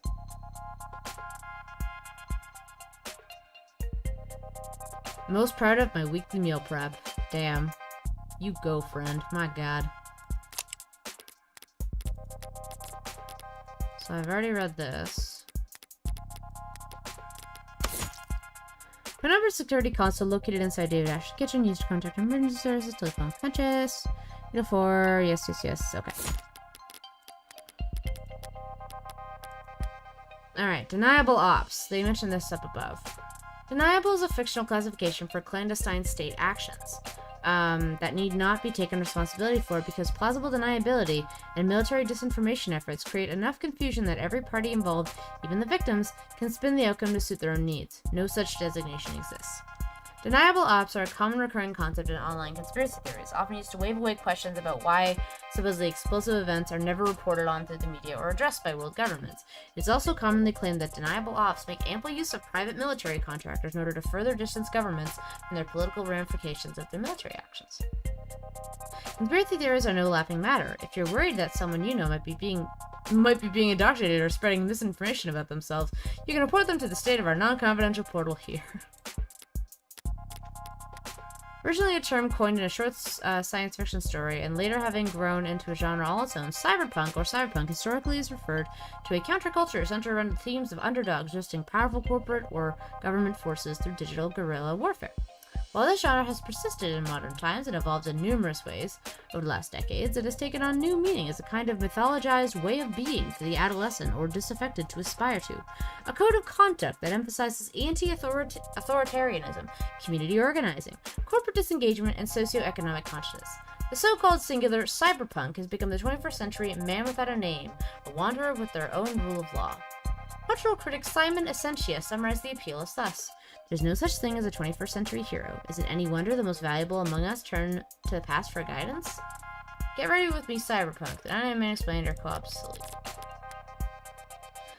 Congestion ahead. We're currently limiting traffic related to this particular search due to a large number of edits coming in from net addresses outside of your country's borders. Proud to fight alongside BIT in combating disinformation. Oh, there's just nothing on the Blake Ford disaster. They encountered an issue while processing. Okay. New abilities. Slang term for the nouveau riche, new money families that rose in the second half of the 21st century amid global economic turmoil. Name carries a negative connotation and is meant to criticize the way said families supposedly style themselves as nobility, or even as a second estate that administers global power alongside the first governments and third corporations. Alright. Line of Coke cans? That's too much caffeine, says Guru. Not to mention sugar. Are all these dead bodies? One would hope so. I only meant that I'm surprised to see them stored here. It suggests a backlog, which suggests a higher murder rate than the public data would lead one to expect. Do you only examine bodies for the police, Doctor? Huh? No, I wish. Nah, most of my job involves confirming COD on natural deaths for insurance and adjustments. Insurers want to blame the mod for failing, mod makers want to blame the stiff for not exercising enough. Family says the company insurance plan would pay for mods, but not a gym membership. Yeah, that whole wall there is suspected defective liver mods, suspected leaking internal bio batteries, suspected CCIC. CCIC. Climate change-induced complications. You can prove that climate change contributed to an otherwise natural death? Very, very rarely. If it can be proved, what does that mean for the family of the deceased? Plus or minus 14% on the life insurance payout. I mean, it's most of what I do, and I don't dislike my job. It's just, so much of what I do just boils down to telling a bunch of cheapskates how to split the dead man's bill. It's enough to make homicide feel like a breath of fresh air. She's finishing up over there? Right, okay, so what's up? Thanks for your time, Dr. Sato. My first question would be, what was the cause of death? Oh wow, hi there, cute android. I didn't even realize it was really cute. The skin. That's remarkable. Even just looking close, you can tell they really are warm. Still not quite human body temperature, but they've come a long way. The early gens all looked flush, felt like they were always running a fever. And they ran like it, too. I hate insurance companies. I feel that. Even 2 years ago, the average warm android only lasted... Lesbians! Sorry, but the circumstances surrounding this particular case call for expediency. Right. So what can I tell you? Cause of death. Who dis? Kind of the coroner? The insurance? Well, not really. She works for the insurance company and just kind of confirms, like, cause of death and, if insurance payouts need to be adjusted. Were you able to determine the cause of death? Her name is Sato. Well, cause of death, sure. We got that much figured out at least. Everyone's favorite person, I'm sure. Oh, yeah. Why doesn't that sound particularly reassuring? Dr. Asher died of respiratory failure. Not enough oxygen in the blood, not enough blood going to the brain. Root cause being widespread depression of the central nervous system. What would the symptoms be? What would it have looked like? Lightheadedness followed by dizziness, then headache, slurred speech, exhaustion, loss of consciousness, and finally respiratory arrest. Report shows the EMTs tried intubation, then resuscitation through electrical stimulation repeatedly. By the time they got to the emergency room, they were desperate enough to attempt direct artificial blood oxygenation. I can't speak. But it was too late. And you're certain of all this? Oh, well, most of it, sweetie. Most of it. Yeah, it's turned into quite the puzzle, and I'm used to having more pieces to start with. I was surprised a man as rich as famous as him didn't have any kind of biomes, but his files show. What's biome? Biomonitor is a generally used term for wearable technology or implanted mods that monitor or provide feedback on an individual's vital systems. Okay. Commonplace among the affluent as an additional layer of security, biome use is relatively rare among the middle class. Some sociologists and consumer trend analysts point to anxieties about the climate, pollution, and the stress of modern life as to why adoption of biomonitors has met resistance with medium-wage earners. If one's health is already assumed to be poor, constant knowledge of its status might be considered uncomfortable. Biomonitors are also frequently employed by incarceration, probation, and workplace health initiative programs. Great! He wasn't a viable candidate for modding. Yeah, that's right. Without that kind of first-hand tech, we don't have nearly as much data as we'd like. But he was extensively monitored from the moment the EMTs arrived. We're very certain about that conclusion. Did you find anything else unusual about his body in your examination? Cuts or bruises. No injection sites, nothing in any cavities. Nothing at all, huh? During the pandemic, biomes were used a lot to monitor blood oxygen levels, even among middle class. Fun fact, Wednesday. Oh, interesting. I didn't know that. The police mentioned a... even among middle class. The police mentioned a talk screen. Yeah, that's the thing. They ran a talk screen when he first arrived. Typical intake procedure. Based on the emergency call, they figured he must have overdosed on something, but the talk screen gave them nothing. Toxicology screening, I'm assuming. Test performed on David Asher when he arrived at the hospital. Alcohol was the only item possibly identified at the time. Change it to one fact Wednesday, it sort of alliterates? You're only allowed a single fact. Only one. After he died, we performed the broadest screenings possible. Nothing. So, were you forced to conclude that this was natural death? I didn't give up that easy. I took blood samples and compared their makeup with what was on the record for his previous medical history, and I managed to isolate a single, non-naturally occurring chemical compound that wasn't there before. What was it? Some exotic toxin from a different hemisphere? I wish. I ran it through every available database we have access to, and even a few only sort of have access to through some friends. Not only does it not match any known poison, it doesn't match the chemical makeup of any registered compound. So it was a designer drug. So a designer drug, huh? That seems to be the best explanation. It was weed! What the hell did you do, David? You said it didn't match any registered compound. What about compounds that aren't registered? Those friends of yours, private sector folks? Yeah, and pharmaceuticals. If one of them patented a new compound, a new drug, what would keep its formula from going on the record? In the private sector, intellectual piracy is the norm, so you're expected to protect your research aggressively. Patent first, find a use later. Yeah, a patent would have to at least describe your compound in brief, but depending on what country you file in, I've heard it may be considered prudent to keep the actual chemical makeup of the record. Smart.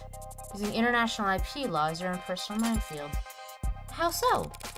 Whenever you're ahead, patent as much as you can, as fast as you can, but bury the formula so no one knows where it's safe to walk. Thank you for the alert, gentlemen. Anybody small and ambitious comes along, finds a new drug they're excited about, you flip up your card, let them know you came up with their idea years ago, and that you'll give them death by 1,000 court dates if they so much as blink.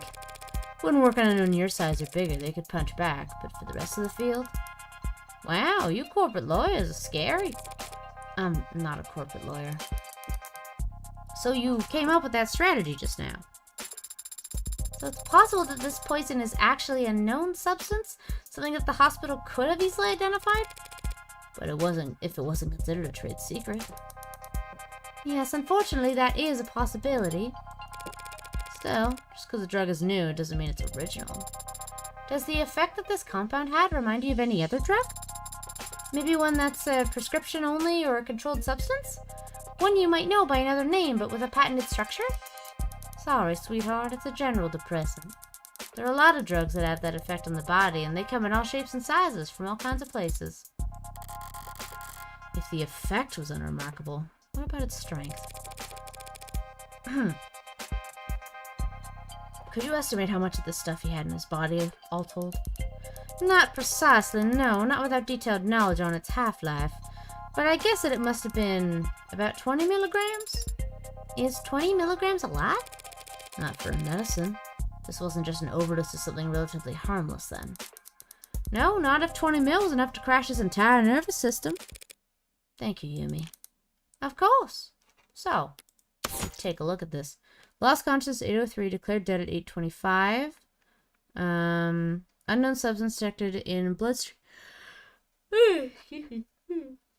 Bloodstream level, so 20 milligrams. The loud curling handwriting at the bottom of the document reads, "What the hell is talk screen? Send attending physicians back to med school." Send apologies to attending physicians. These readings are a nightmare. 803 to 825? That's fast. Yeah. Well, the authorities got him at 808. So, yeah. Indeed. Right.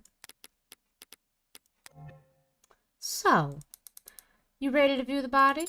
Sure, why not? We could skip it if you want. I know most people get squeamish around corpses. Yeah, that shouldn't be a problem. Okay then, let's get started. I don't know how Sarah's gonna react to this, but we'll see. Alright, I'll just step out for a moment to give you some privacy. Yes, please, thank you. Last time we talked was on a Sunday. You were complaining, I remember that.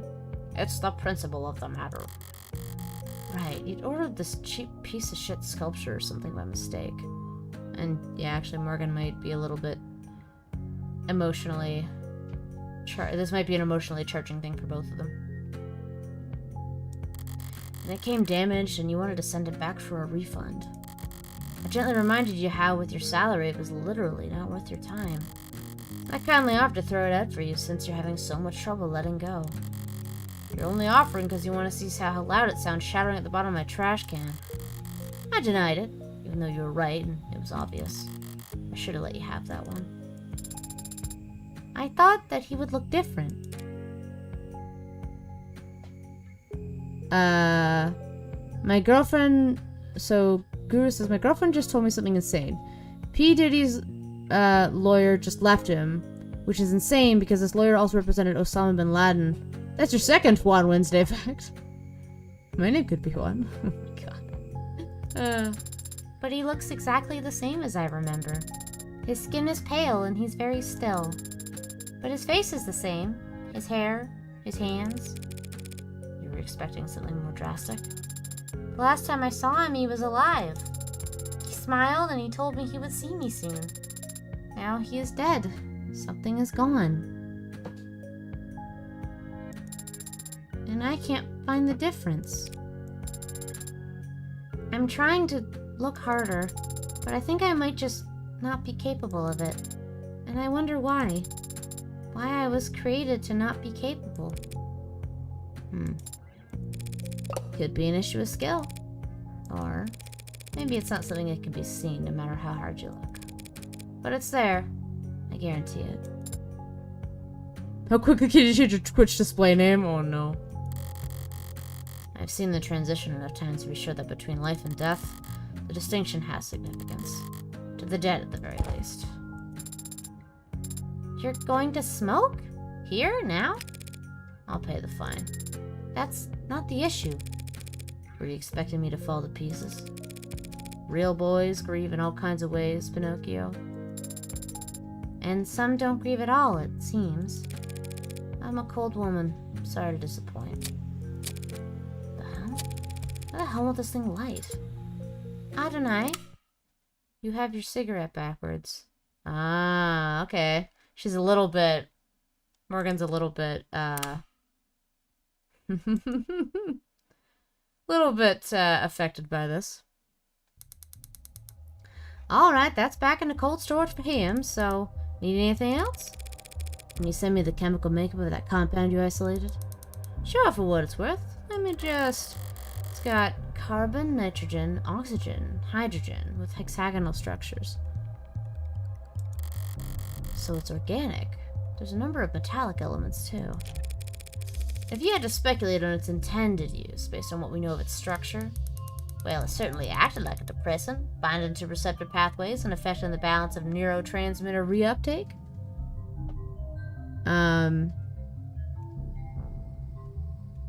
Not quite Antarctic levels of frosty there. I don't know how to do that, but change your name. But in trying to, I found out that I have been timed out in this chat. What? I don't know how that happened, but welcome back.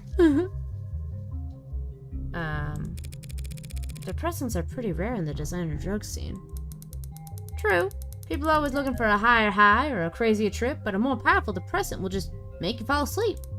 Not much needed to hit up the gray market for that kind of experience. No, there's not. I see. Thanks again. You've been extremely helpful during a very difficult time. Hey, anything you need, give me a ring. That's very generous. Rockford's orders got me on call, so I'm already getting overtime for the whole weekend. Nice. Glad to hear it.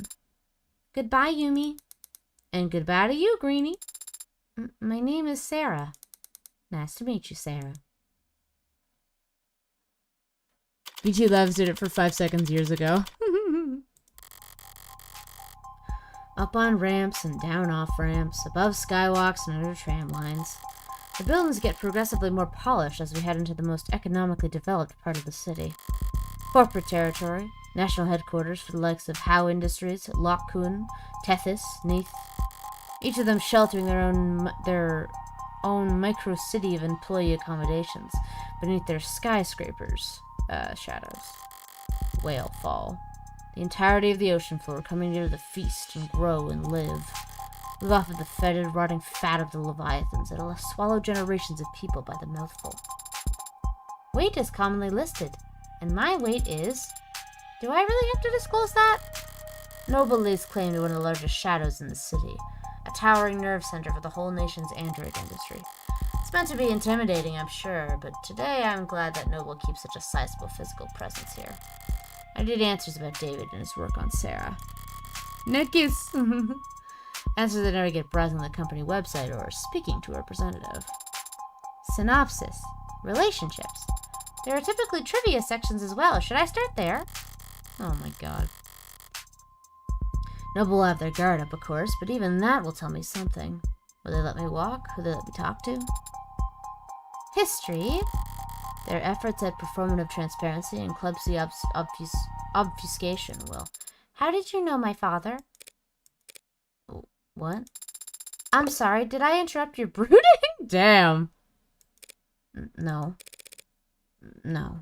What did you ask? My father. I knew you were his friend. But what was your relationship like? Can't you just scroll through our socials? Father avoided social media. And your online presence is not significant. You're saying I don't have enough followers? Essentially. We went to the same college. You studied programming? No, I studied all kinds of different things as an undergrad, but not technology. Is that a good way to prepare for law school? I wasn't preparing for law school. Corwin says, one day it'd be fun to see a cyberpunk future where instead of everything having vaguely Chinese names, the most powerful core have African names. I'd like to know the chain of events that led to that. Hopefully not because colonizers continue to take control of Africa. Hopefully not. I wasn't preparing for that or anything else, really. David, though, he had talent and he knew he wanted to do something with it. He studied programming, robotics, discrete math, cybernetics. What classes did you share then? Business ethics.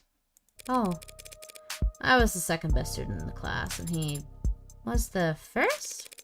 He was the one who asked the most questions. Not sure about his actual ranking. He found the course challenging, and I clearly didn't, despite being younger. Guess he felt burned. He'd come up to me after class to argue, and sometimes to ask for help. Father always talked about socializing like it was a chore. It was kind of you to give him a chance. What, like I was some kind of social butterfly? The belle of the ball? You weren't? One Sunday night, he knocked on my door all panicked, saying he was in bad shape for his tech course. There was a midterm or something the next day. I couldn't make heads or tails of the material, but I did my best to at least quiz him. He wasn't satisfied, though. Wanted to cram the rest of the night. Father had to cram for an undergraduate midterm? Did I say something scandalous? He's been called the founder of modern programming. Yeah, well, even founder types can have poor time management when they're 21. He was already fried by that point. It wasn't hard to tell what he was really asking for. So I went and stole a study aid for him. You stole a controlled substance just to help him with studying? No, that'd be insane. No, I just pocketed some breath mints from the common room. Told him to pinch his nose and swallow fast because the taste is so strong. You gave him a placebo? He already knew the content was as good as he ever would. What he needed was to sleep. He could barely keep his eyes open by the time I got back from my daring heist. Didn't take much convincing for him to rest his eyes just until it kicked in. And the test? B+, I think. I'm surprised that Father stayed close with you after that. You stole and lied to him. Morgan, I know, right? I got him some breath mints. I stole and lied for him. And David understood that. He was good at understanding things without me having to spell them out. But I guess that's not the kind of thing that gets passed down through programming. Anyway, we kept in touch after that. First year grad school, he published his paper. The Turing Solution. A framework for programming adaptive linguistic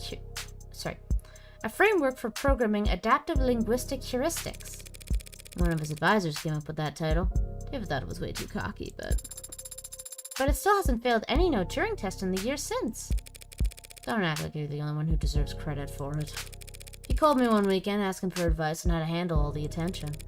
Job offers, interviews, apprenticeships, invitations to immigrate. What did you tell him? I don't remember telling him anything, actually.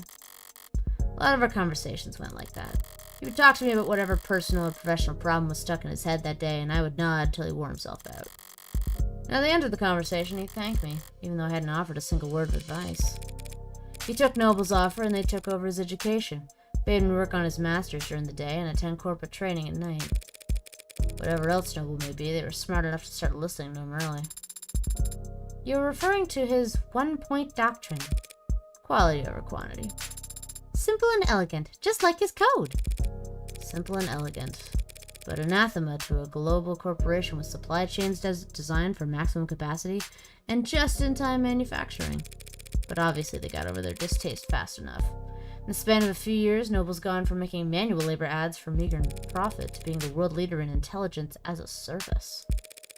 Even as he was making money hand over fist, he still kept in contact with a nobody like me. I moved to the city for my apprenticeship. He helped me put a down payment on my apartment, and made up excuses as to why he couldn't help me move boxes. So is that enough detail for you? Thoroughly convinced that he and I were in fact friends? I am. But, Adonai, the favor that you owe him, what was it for? That's private, understand? I have zero interest in talking about it with you. Say you understand. Whoa, okay. I understand, Adonai. We will be arriving shortly. Shall I send word ahead? Just tell him David's lawyer's here. Interesting.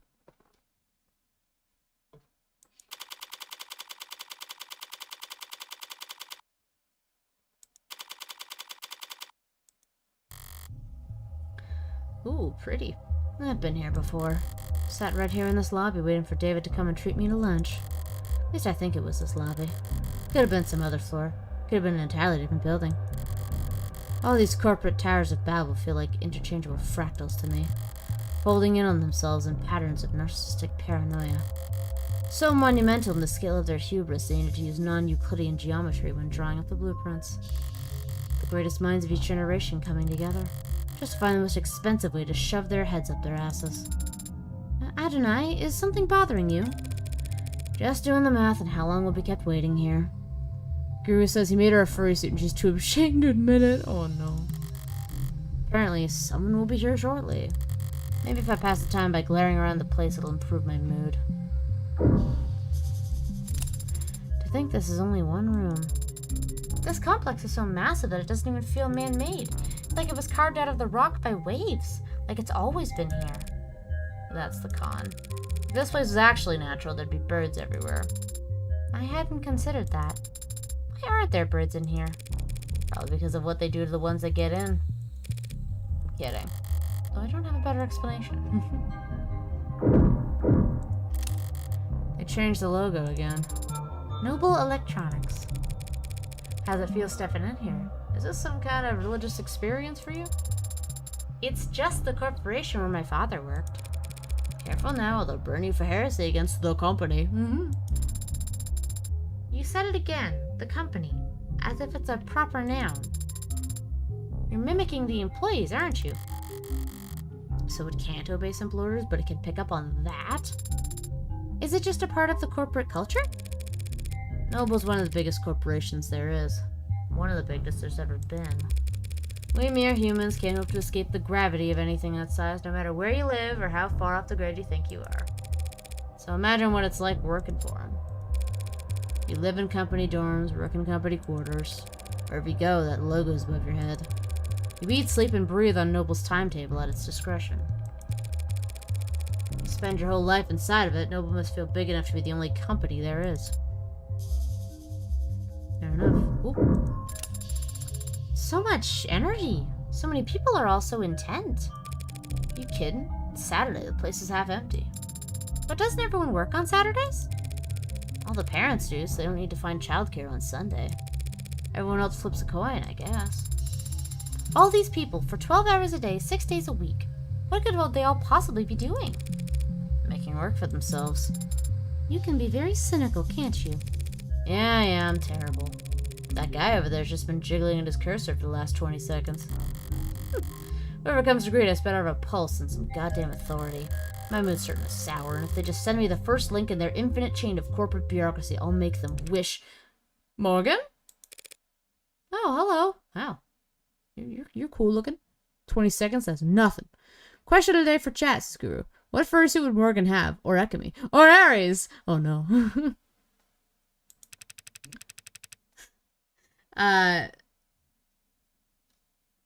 Guru's wondering what furry suit we would have. Bold of him soon would be furry. Huh? Bold of him to assume it'd be furry. Honestly, if you had a fursuit of any kind, it probably would be an owlbear. Or scaly. Or scaly. Yeah, true. But yeah, I consider it.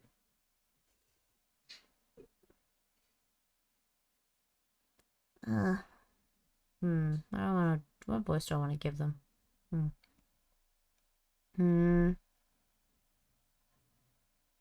Hey there. Android Manufacturing Quality Control, Eastern Division. Evan? Oh, Evan Dawes. Evan Dawes, he says, like it's an afterthought. What's a name compared to your place in the hierarchy? You seem familiar. Have you, I'm David's lawyer. Oh, then we must have... Apologies. Let me first say how sorry I am about his passing. There's an old study in the UK that said 80% of corporate workers said that their job was expendable. Great. You and everyone else at the company must be going through a lot right now. As if it's a proper noun. Thank you for taking the time to meet with me. You're welcome, but it's no big deal. Everyone's on the razor today, but what else is new? Compared to PR or legal right now, our workloads in QA are... never mind. How can I assist you? Shortly before his passing, Dr. Asher began the process of registering this android. Yes, that is correct. Unfortunately, he wasn't able to finish the job. Oh, look at that. It's definitely custom. Gee, you think? Good thing I sought out an expert. Warm, it goes without saying. Reminds me of the A16 Premier, if anything.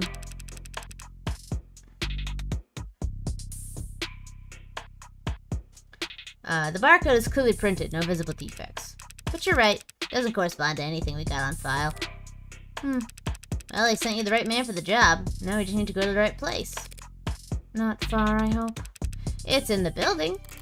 In the building? That could mean anything from down the hall to half a day's hike. The production line on B9 should have everything we need. You do manufacturing inside your corporate headquarters? B9's a fully functional production floor, but it was only built for demonstrative purposes. New clients make deals upstairs about how many and in what shape or size, and they come down to the basement to see how the sausage is made. That's a weird sentence. Do they have enough money to build a fake factory just for guests? Smart. As long as you're only giving tours and not giving away company secrets. No need to worry about that. We take intellectual security very seriously around here.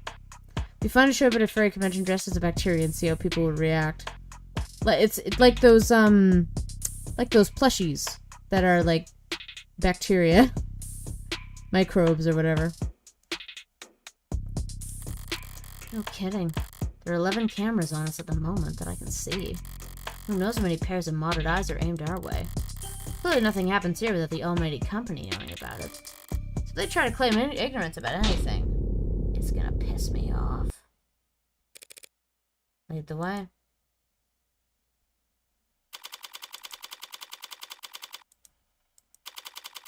Noble Electronics, Northeastern HQ.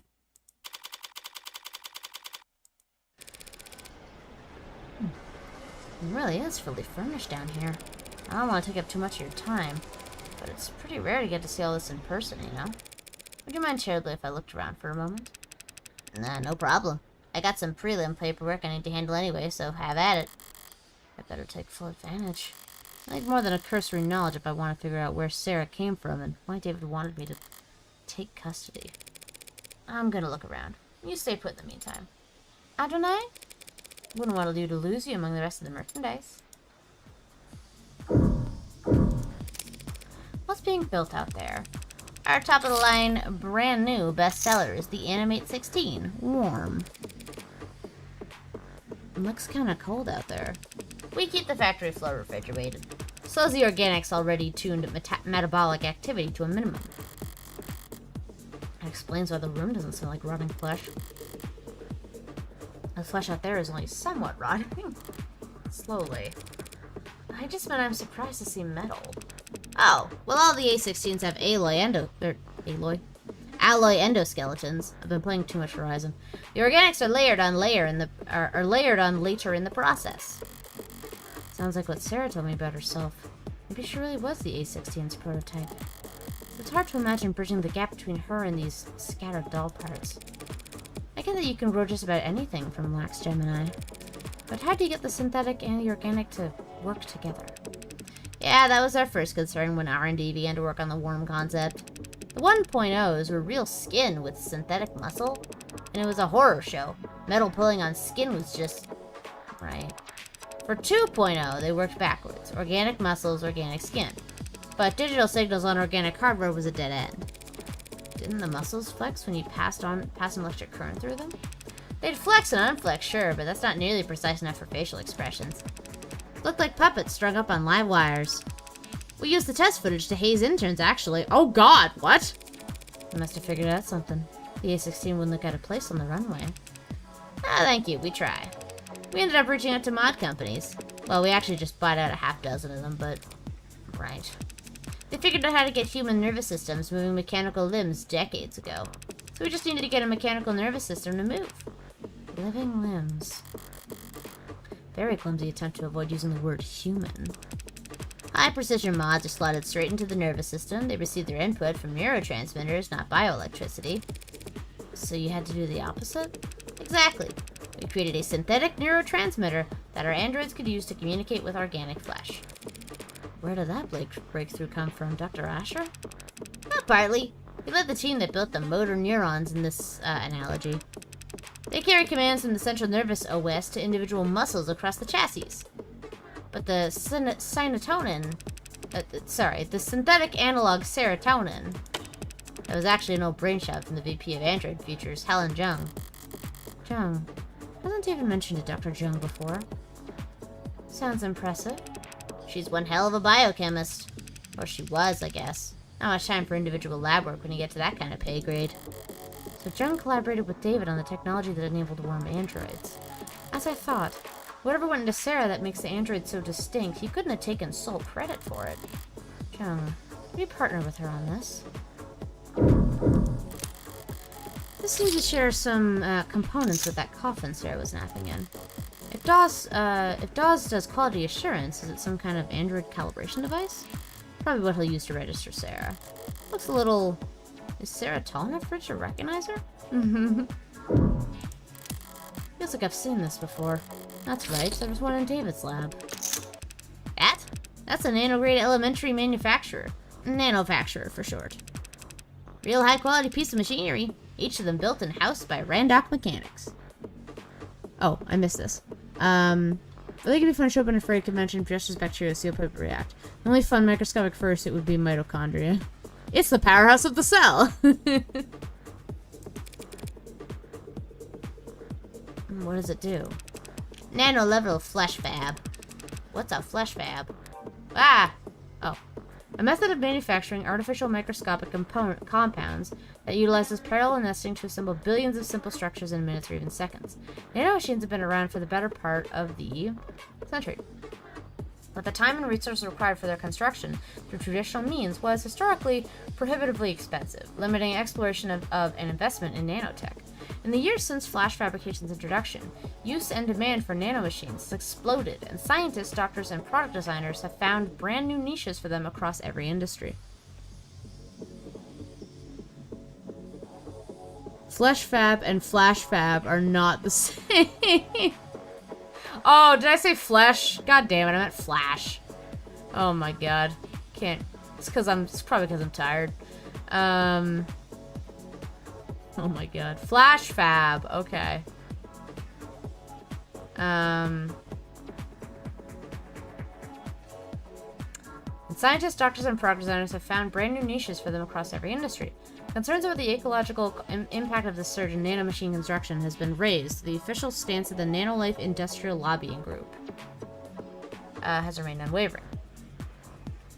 Nothing that small can possibly leave that big of an ecological footprint. Can it? I don't know. I mean, they do have 3D printers for organic material, so... true. See Jaws. He likes calligraphy, pale ale. Dislikes first dates, comparacles, and 5 o'clock shadow. He's proud of his practiced handshake. Nice. Poison! Right, okay. Cool. Basically a 3D printer for nanomachines. Thank you, Artichoke! You build nanomachines in your factories for use in your androids? The raw materials are cheap, literally elementary, so no sense in getting them shipped in. It's mostly the medical models that make use of them. Inject a couple thousand nanites into a patient's bloodstream, run diagnostics, and provide a solution. A 3D printer for nanomachines. So what kind of ink does it use? Silicon, hydrogen, that's literally everything that was found in the substance, wasn't it? Silicon, hydrogen, oxygen, carbon, building blocks. They feed into the nanoprinter and it assembles the machines particle by particle. Like a ribosome building, and structurally complex proteins that have chemically simple nucleic acids. Must be time consuming. You would think, but Randock cracked the code on parallel microfacturing. The inside's crystalline, sprawling like an ant's nest. Raw materials enter at one of the thousands of different entry points, combining and recombining at intersections. The finished product ends up at the center and drips out in a liquid solution. Distilled nectar swimming with millions of nanites in just 2 minutes. Is that what happened to it? Nectar? Is it sticky? It can be, depending on the desired output, but the door vacuum seals while it's cooking, so don't worry. It's completely spill-proof. What a relief. Not exactly a box of paper clips David could just have brought home from the office one day. Must have bought his own for some reason. Indeed. Ooh. There's something out there that caught my eye when we came in. A very familiar shade of crimson. If I squint through the glass out on the floor, there's a temperature-controlled fluid tanks. Through glass and plastic flows an eye-catching scarlet that transitions into... So you add the blood towards the end. You mean the oxidant? Yeah, relatively late in the process. Something out of place? Androids have blood, even if it's not officially labeled as such. But it isn't red. It's pink. Danganronpa. Sometimes milky, sometimes neon, occasionally garish, but pink. I just didn't think the oxidant would be red. Oh, right, sorry. I barely noticed it at this point. The color's natural, comes from the biomanufacturing process. That chromofuge out there removes the byproducts, the waste, the excess pigment, changing it from blood red to psychopop pink.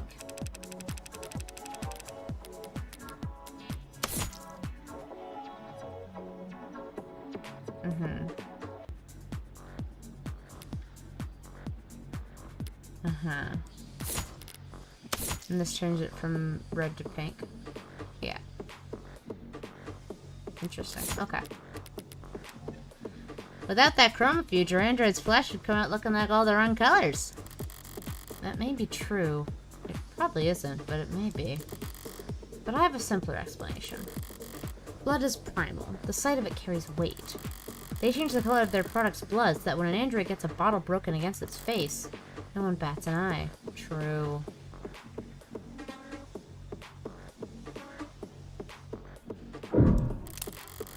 An inhaler left on the desk. Probably a half-dozen empty ones in one of the drawers. DOS, the inhalers. They're distributed by the company, right? Oh yeah, HR handles it. They personalize your dosage and prescription and update it based on performance and job fulfillment reviews. Other corporations do it the same way? Yeah, pretty much. Everyone's trying to keep pace with each other, so can't have your employees losing focus on the job. Could cost you who knows how much in lost efficiency. Sorry if this is insensitive, but given what happened to David, are overdoses common in the company? Oh yeah, mandatory drugging. Yep. Yeah. Yeah, he says. Overdoses. That is, not hospitalizations or deaths.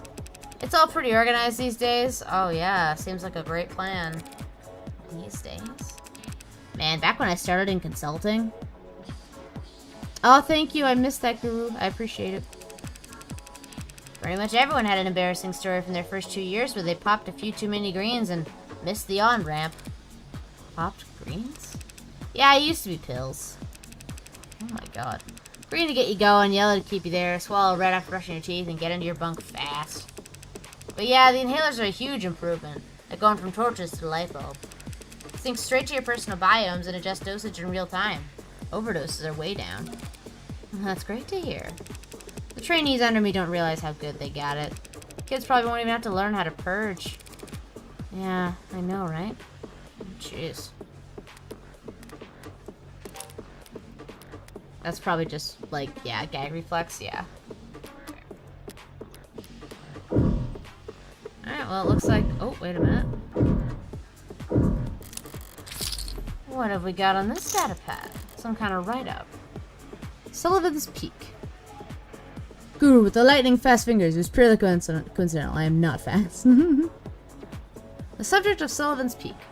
Much of our world today, and in fact much of our world's economy, is heavily influenced by the uncanny valley. The thought experiment provides a simple and easily applied explanation for the gaps we see in the otherwise wide spectrum of automated dependence that assists us in nearly every industry on the planet. There's a very simple primal truth to it. We like things that resemble the living, like cartoons and puppets and toys. And we like things that are damn near indistinguishable from the living, like whatever name Noble's latest products are being sold under. But there are deep, deep trenches between those two ends, where products are universally appalling to human sensibility. The uncanny valley will no doubt remain a useful tool for teaching, marketing, and design for generations to come. But already, we are seeing ways in which it fails. It is becoming increasingly clear to us that the space between nearly indistinguishable and truly indistinguishable is much wider than we ever suspected, and it may not be the only part of the map that we must fear.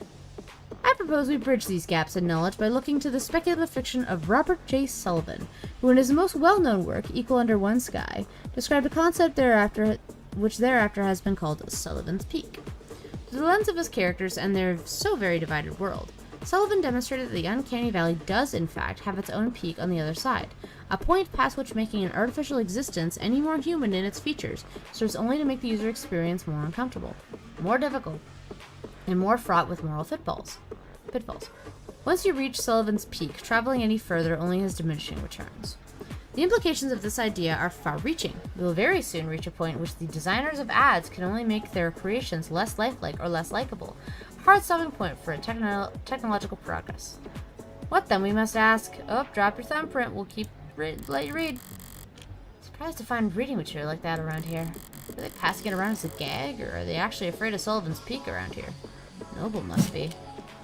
Probably dismissive. Noble's making money hand over fist. Why should they care if some sci-fi authors think they need to slow down? Besides, it could spell doom for the entire industry if they're right. And threats to the bottom of the line are about as serious as it gets. All done? You ready to get to the ad handle? Thanks for humoring me. Can you have it step into the scanner? As he says. Understood. Right then, what are we looking at here? Whoa. There's a lot to unpack here. We theorize it may have been Asher's pincushion. A pincushion, huh? That would explain some of what I'm reading here. What language is that on screen? Tess. You know, Tesseract, all Noble products, and pretty much all products are programmed in Tess. Easy to read and write, stay compliant. Now this model, what's it go by? Sarah. This Sarah model. It's got everything the 16th line has, that's for sure. Organic skin, hybrid muscles, advanced facial processing, and emoting. There's a lot crammed in here that's still in development. Like, in the idea phases. Solar cell hair strands, decentralized redundant power, mental and physical overclocking with extended tolerances. Data storage is so large, I can't... Oh, wow, he had to measure it using... Hell of a poker face. Wait, decryption and signal hijacking? That's... hacking? Essentially. Does that mean it could hack its own tenants? Oh, no, that's unthinkable. But literally, for an ad. For an ad to break its tenants would be like you stepping into traffic or dropping a baby. Even if you're physically capable of it, it's not something you would ever choose to do. Some people do walk into traffic. Psychotics, addicts, the mentally ill. Does that mean that there are androids? Well, no, there aren't crazy androids, so yeah. I guess my analogy doesn't hold up. That's okay. So it can't hack itself, but it was given the ability to hack other systems. The industry line is such a capability... The industry line is that such a capability could be an option in certain emergency scenarios. Breaking through the firewalls and encryption of surrounding electronics to broadcast directly to police or military channels. Yeah, Morgan would never drop a baby. Such a caring mother figure. Oh my god. Speaking of military, this musculoskeletal setup is drastic. Never seen this on a consumer model. Can you lift a car or something, Sarah? Most cars. It would depend on the center of gravity. Lady, this Sarah could wrestle a public disturbance walker and come out on top. Those stomping behemoths they bring up for riot suppression? And in terms of computational ability, the estimate says... That can't be right. Look, Dawes, I was actually hoping you could tell me something about the software or the metadata. Who worked on it and when? Morgan wouldn't be caught dead holding a baby. Ah, right. Okay. Well, that's unfortunate. The editing logs have been purged. That doesn't sound very above the board. Sorry, I can't tell you anything about who worked on Sarah or when. Any chance you could restore those logs? Not here, not with this machine. I need the computers that were actually used for programming this model. Any ideas where those would be? Sarah? I cannot answer that question with any accuracy. I had a feeling you might say that. That's right. Sorry, I can tell that code is unique. There's hints of the A16 in there, a few of the same conclusions. It's just Dr. Asher or whoever took very different paths to get there. So Sarah has even less in common with every other android on the inside? Sorry, didn't expect to hit a dead end there. Not at all. You've been very helpful. Can we still get the registration done? Yeah, no problem. We got the software and forms all set up here. Occasionally we let a new business partner bring one home fresh from the oven, you know? Oven? Gross. Alright, a few basic questions then. Who's going to be the official owner of this unit? She is. As it says, unless the will disagrees, it's my responsibility. Right then.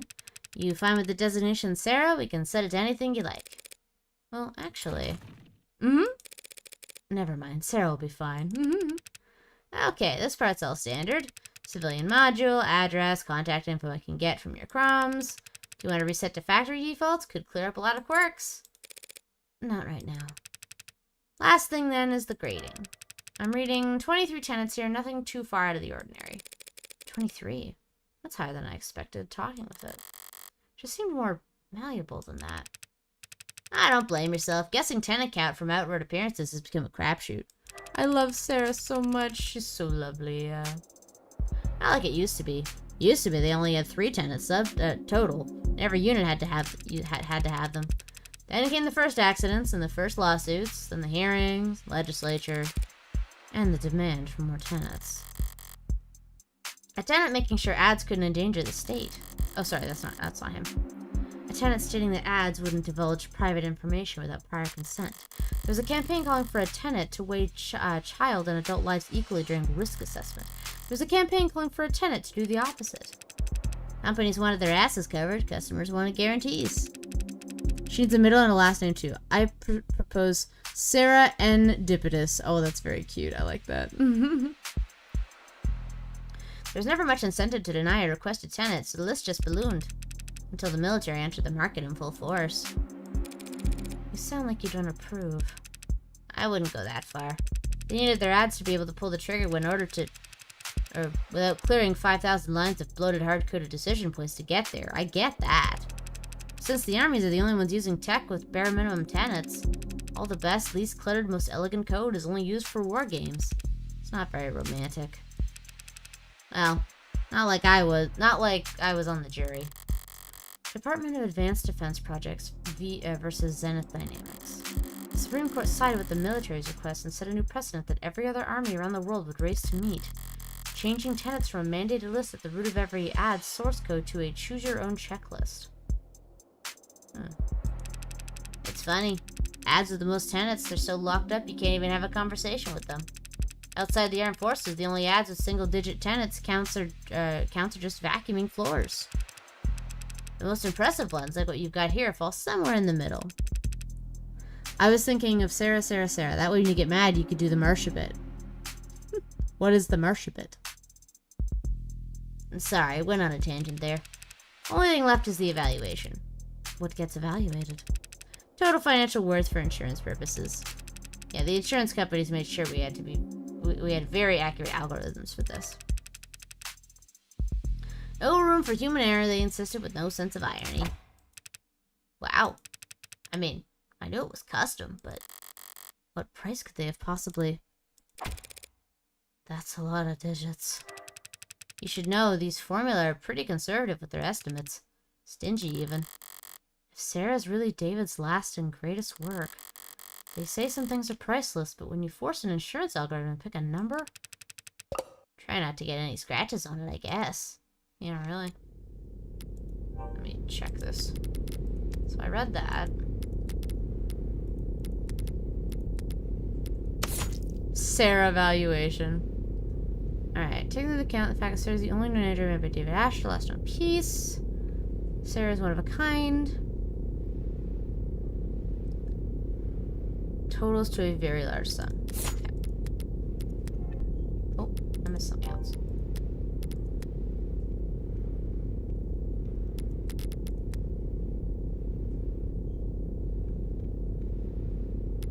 Cool. You spoke differently back there. Hmm? With Dawes, you spoke like he did, it seemed. Like I copied his accent? You seem to mirror his effect, his tone. It's called being friendly, what's your point? It was just an observation. You can choose to keep those to yourself, you know. No tenant required. Why were you so concerned about registering me in the first place, Adonai? The same reason I wouldn't drive around in a car without a license plate? Any cop or even just a well-placed camera could have spotted your barcode and seen that it wasn't set up with any actual data. And then they would have arrested me, and then they would have thrown me in the slammer. No, they would have arrested me and put you in an evidence locker. An android can't get arrested? People get arrested. Property gets seized. And then smashed. Great. Put us over the weight limit. I did no such... Morgan, Counselor, your presence has been requested on the upper floors. Who's asking? Vice President of the Android Features, Helen Jung. Shouldn't have assumed I stole the opening move. Tell her I'll be right up. I'll redirect your elevator now. Taking control of your elevator is very convenient. Forceful. As if Noble is trying to directly steer your investigation. If someone wanted to shut me down, they wouldn't bother to be subtle. I suppose they could simply refuse to cooperate. Or just let the elevator drop. True. Brady Bunch meme. Marsha. Oh, I just haven't seen a whole lot of Brady Bunch. That's a bit on me. I know Brady Bunch. Oh, that's gonna be a fun number. Oh, yeah.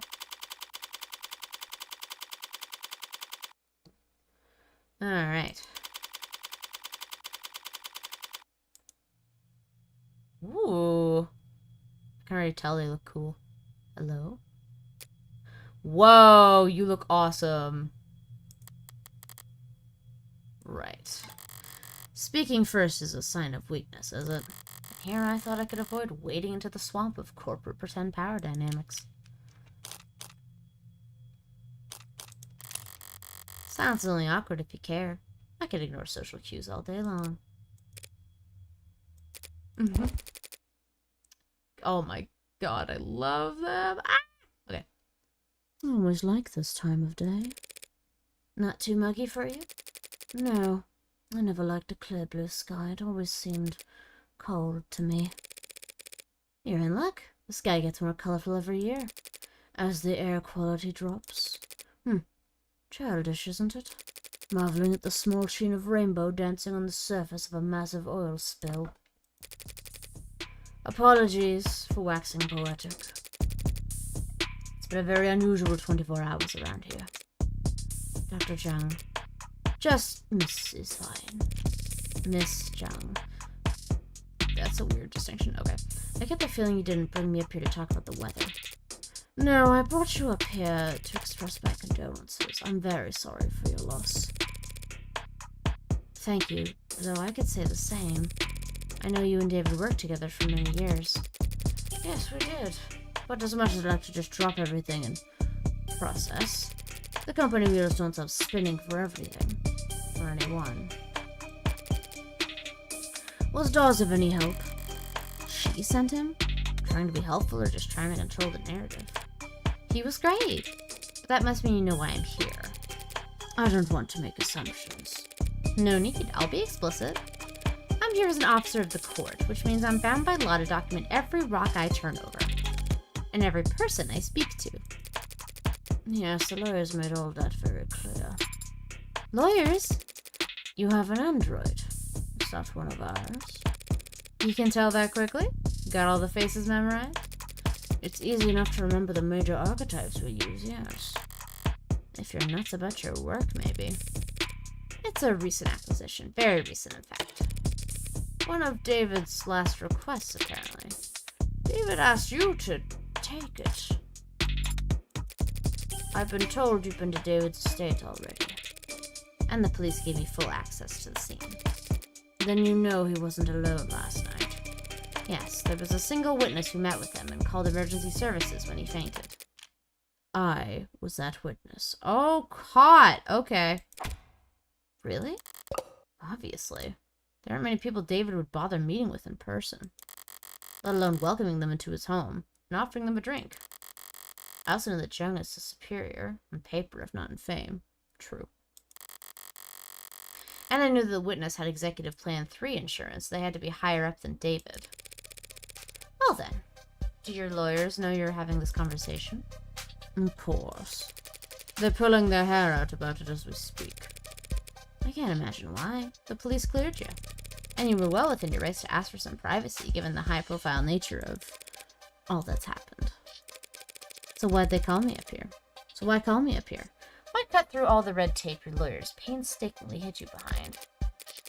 Eventually you, or some clever lawyer like you, would get the record opened. Through legal means or otherwise. She probably isn't just an android. Isn't an android. There goes my theory. The company's enemies are legion. They have a prying knife for every occasion. Still, that would have taken time. Time he could use to get ahead of what could be the biggest PR hurdle Noble's ever seen. Touché. And so perhaps the truth of the matter is that I simply don't want to hide. David was my colleague for several years. If I were in your shoes, I would have questions as well. You're doing this for my sake. No, my reasons are purely selfish. I'm only hoping that talking to someone whose job isn't to defend me from all consequences might prove therapeutic. She wants to play confessional. That's fine by me. That's really all that's going on here? Why don't you start from the beginning, then? You went to his home last night. Yes, at about 7:30 p.m. The building's penumbra captured all that quite clearly. He fell ill around 8 o'clock, so you spent half an hour together. Why the late call in person? We had an intense discussion yesterday afternoon. Sorry, I'm just moving my legs. David never came in on Saturdays, and I didn't want to spend the weekend glaring at him through screens, so I visited, and he let me in, and we talked. About the good old days, if you can believe that. Back when we were both new to the company, eager to make a name for ourselves. How long ago was that? About 7 or 8 years ago. Miss Chung? Putting a number on it doesn't sound that long ago, but it feels... We spent a while like that, just talking. He was lively and sharp, and I never would have thought that a few minutes later... That he would be dead? That he would commit suicide in front of me. A firm reply. What happened? 8:15, he said he wanted to toast. He got up, walked back into his workshop, and then he must have went down into his basement to get us a bottle. I checked some messages in the meantime, enjoyed the view. In other words, she stayed on camera. He came back with a bottle of whiskey and 2 plastic cups. We drank and talked. He got quieter, spoke less. I thought he was just getting drunk. I didn't get worried until he started to fall asleep. You tried to wake him? He wasn't responding. I tried to shake him awake, but he didn't seem... I left him and ran to the kitchen to use the security system. Didn't think to use your phone? No. Suppose I didn't. But it worked out. The Penumbra's emergency protocol summoned a VTOL straight to his helipad with 1 button press. When I returned to the parlor, he was limp. I moved to the floor as delicately as I could. I moved him to the floor. He had a heartbeat, but I just did what I could until they arrived. You went with them to the hospital, I take it? Yes, they insisted. They checked my vitals and ran a tox screen, which came back clean. So did David's, for all the good it did him. I wasn't paying close attention to what they were saying at that point. But I'm sure they ran through every step of the CCE SOP. That's what they were paid to do. It seems certain that it was suicide. Yes. Why? As I said, he got quieter as the time passed and he spoke less. But the last thing he said to me, the last clear thing he said, was that he was happy ending it here. Said he was content. And he downed his glass after that. He drank every last drop. She didn't mention a glass of water yet. She did not. Does that sound like David Asher to you? Curious, restless perfectionist David? No, I guess it doesn't. Okay. You said the CCE standard operating procedure a moment ago. What is that? CCE stands for Counter-Corporate Espionage, which is just industry doublespeak for corporate espionage. Only used in self-defense, you understand. So Noble anticipates employees at your level getting poisoned? They give us all kinds of CCE training. Subtly, of course, usually disguised on the itinerary as leadership workshops or psychiatric evaluations. They train you to expect to get murdered at these leadership workshops? Murder is fairly rare at our level. More likely you want us too sick to work. Let us drain company resources in a hospital bed while our position sits vacant. That's smart. Like snipers purposely avoiding vital areas to strain the enemy's medical resources. That's terrible. Like snipers purposely avoiding vital areas in order to strain the enemy's medical resources. That's nothing compared to what they want to turn an asset.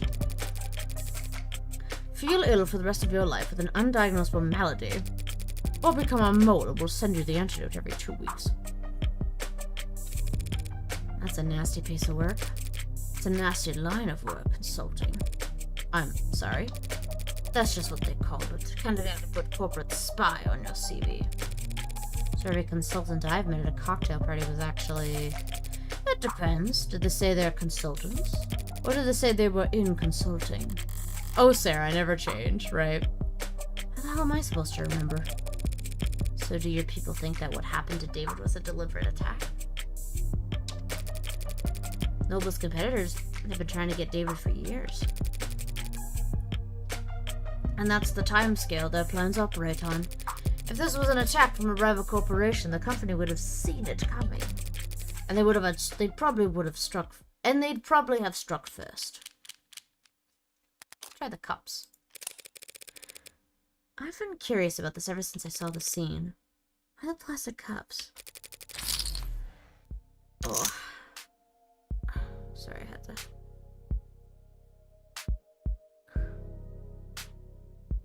Alright, oh, sorry about that. There's a story there. David and I got hired around the same time under similar circumstances. Headhunted while finishing our higher education. During our recruiting, the company claimed to want us badly, but in practice our actual authority was inexperienced and overpaid. He must have been extremely unpopular. You don't mince words. We didn't either back then. We were loudly trying to convince our superiors that their entire sales model for androids was antiquated and self-defeating. The two of them made the one-point doctrine? That's not the story I've heard in Noble commercials and Noble-sponsored media. Come to think of it, it's not a story I've ever heard from David himself. We had this deadline, self-imposed, but still a deadline. Wanted to get our pitch to the president of international sales by the end of day. 7 o'clock p.m. rolls around and people start filtering out. David still has his head buried in diagrams and sales figures. Imagine a technical man like him, a programmer, trying to make a sales pitch. The clock hits 9 o'clock and even the zombies start heading home. I turn to David, tell him it's not going to happen. We're nowhere near finished and the day's long since been over. He looked at me like I'm the only other person on a sinking boat and I've just stopped pitching water, and he says, "The president lives on the other side of the globe. He's still got all night until his end of day." We wrapped up at 4 in the morning, just us and the cleaning staff. Back then, only half of them were ads. He finally sends the message, and I'm ready to collapse. I've got nothing. We stared blankly at his inbox for the next 40 minutes, hoping that the harsh light would give us the energy to work through the next day. And we got a response. Wasn't long, but it showed he was interested. I had been turned down so many times before then, ignored and placated, passed up and ghosted, but together David and I, we had finally gotten a win. So David asked if I'd gotten anything to drink. I've got a bottle of some swill in a cabinet at my desk, but he doesn't want to drink from the bottle. Says he wants to toast. Aw, that's cute. So we sat there at 5:19 in the morning, toasting off of vodka to one another in cups we grabbed from the break room. Toasting our first victory against the corporate beast. Between the lack of sleep and the drinking, the next day at work was hell. Sounds like a good memory. Plastic cups and liquor, that was our little ritual. I didn't think twice when he presented me with my cup.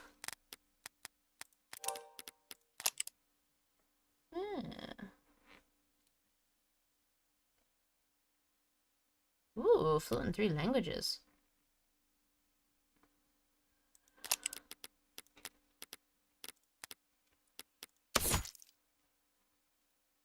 Helen Young's DNA, right? Uh-huh.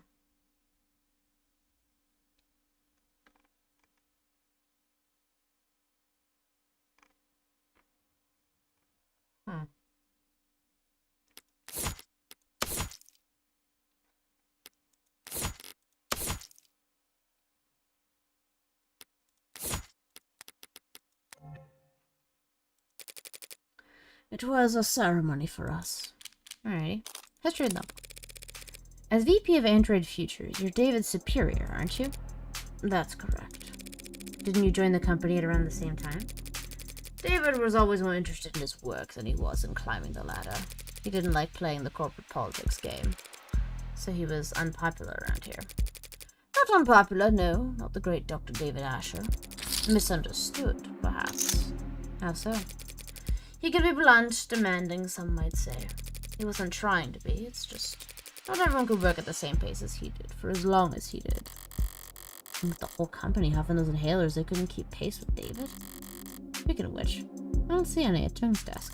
Maybe it's just not something you leave out in the open on our level. So you would say that his work-life balance was... Balance implies the two are at odds with one another. We use work-life harmony here at the company. Oh, that's toxic. Okay. Fascinating. So was he in harmony? No, David always had plenty of suitors, but ever willing to put the time in. But I'm sure you're more knowledgeable than I am on that subject. Right. What do you mean? I had to help him draft a lot of apology notes over the years for misunderstandings and double bookings. Scandalous. The A16 only entered production this year, correct? Correct. Pre-order started last holiday and we began shipping in the first quarter.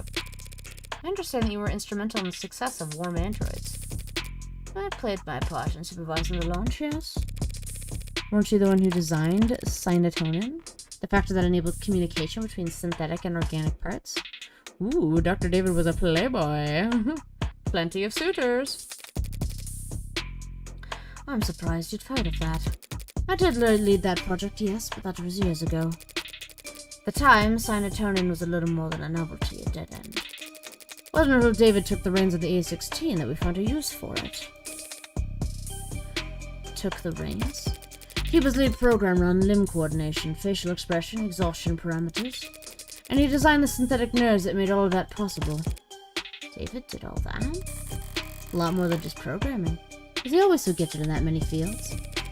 Did he fill these roles in the A14 or A15? No.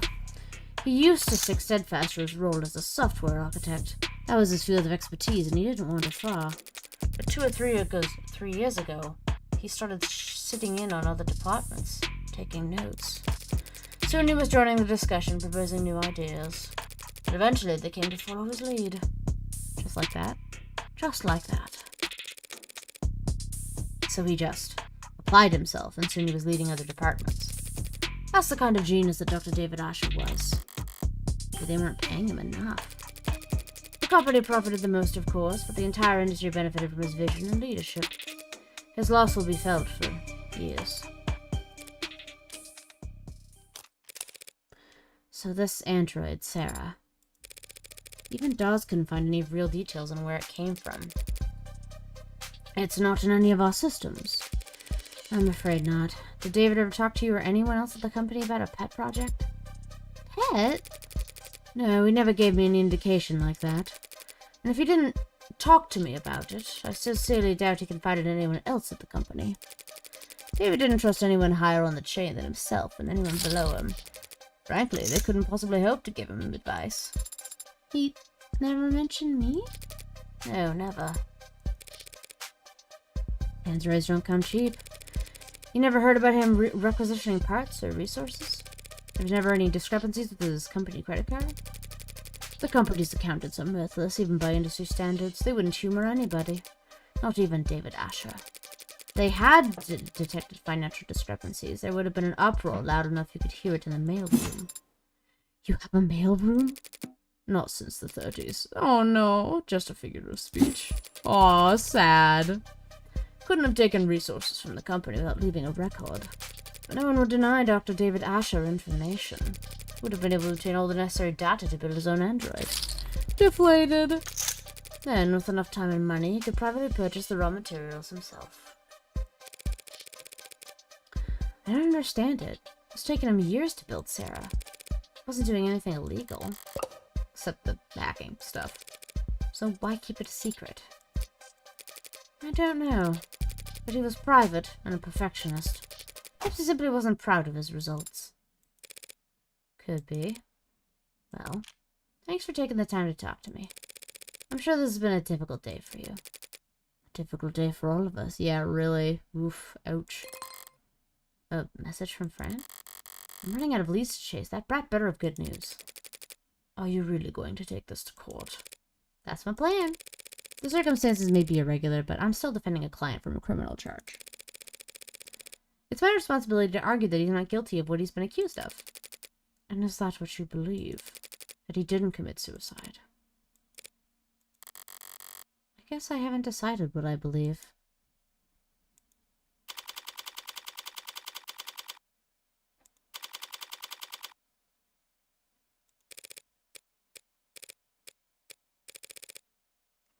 Alright. I'm actually getting pretty tired, and my throat's kind of going. So I think I might actually save right here.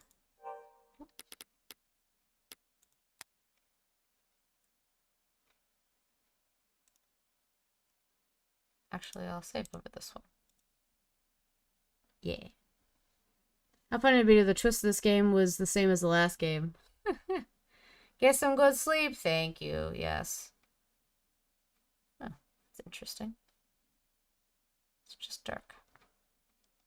Okay. That seems to be it, though. Let me see if I can just get to a... Of course, mangy Carface. I appreciate you hanging out. Hold on. Let me just get... I just want to make sure this is actually properly saved. Because I can see it saved, but it doesn't have the dialogue. Does it usually show the dialogue? I think so, right? Oh, no, I guess it doesn't. Okay. Okay, how about that? Will that be different? Okay, yeah, we're good. Alright, cool. We Gucci.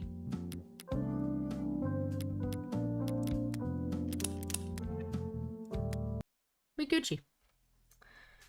This is a good time. I don't know how far I am in this episode, but because we're still doing investigations, so it might actually be a couple of streams, which is exciting. I like that we're finding out more about David Asher and his work with Noble. That's very interesting. Well, thanks everyone for hanging out. If you wouldn't mind hanging around just a little bit longer for a little raid, we're gonna go raid someone on Twitch.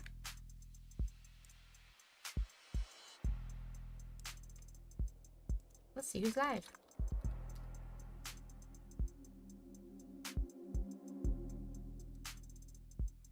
Lots of people live. Yippee.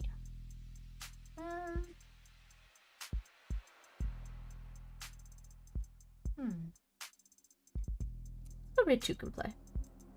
Wonder if Sarah will ever learn about Morgan's special hobby. Her furry life? Oh, yes. Totally, that's what her special hobby is. Yep. Surprised that 2 can play gaming is on Twitch right now. But yeah, they're playing Split Fiction. Let's go raid 2 can play. Yeah, so I'll be back tomorrow morning. I'll be starting a new game. I'll be starting Neo, The World Ends With You, which is I believe, a sequel to The World Ends With You, which I played and I loved it. So I'll be playing that early in the morning. I think it's starting at like 8 a.m. We'll see how my voice is. Just because I can feel one side of my throat just kind of sore, so I'm like, I don't want to mess that up. I'll probably just like take a bunch of vitamins tonight. And after that, I'll be streaming Saturday morning with Small Saga.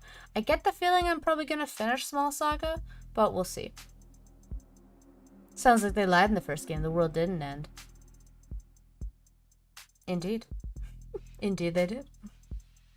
They're both very good games if you like, I guess they're RPGs.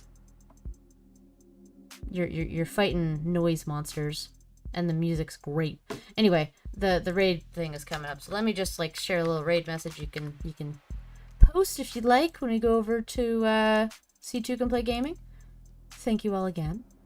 And I wish you all a rad rest of your week ahead. Goodbye!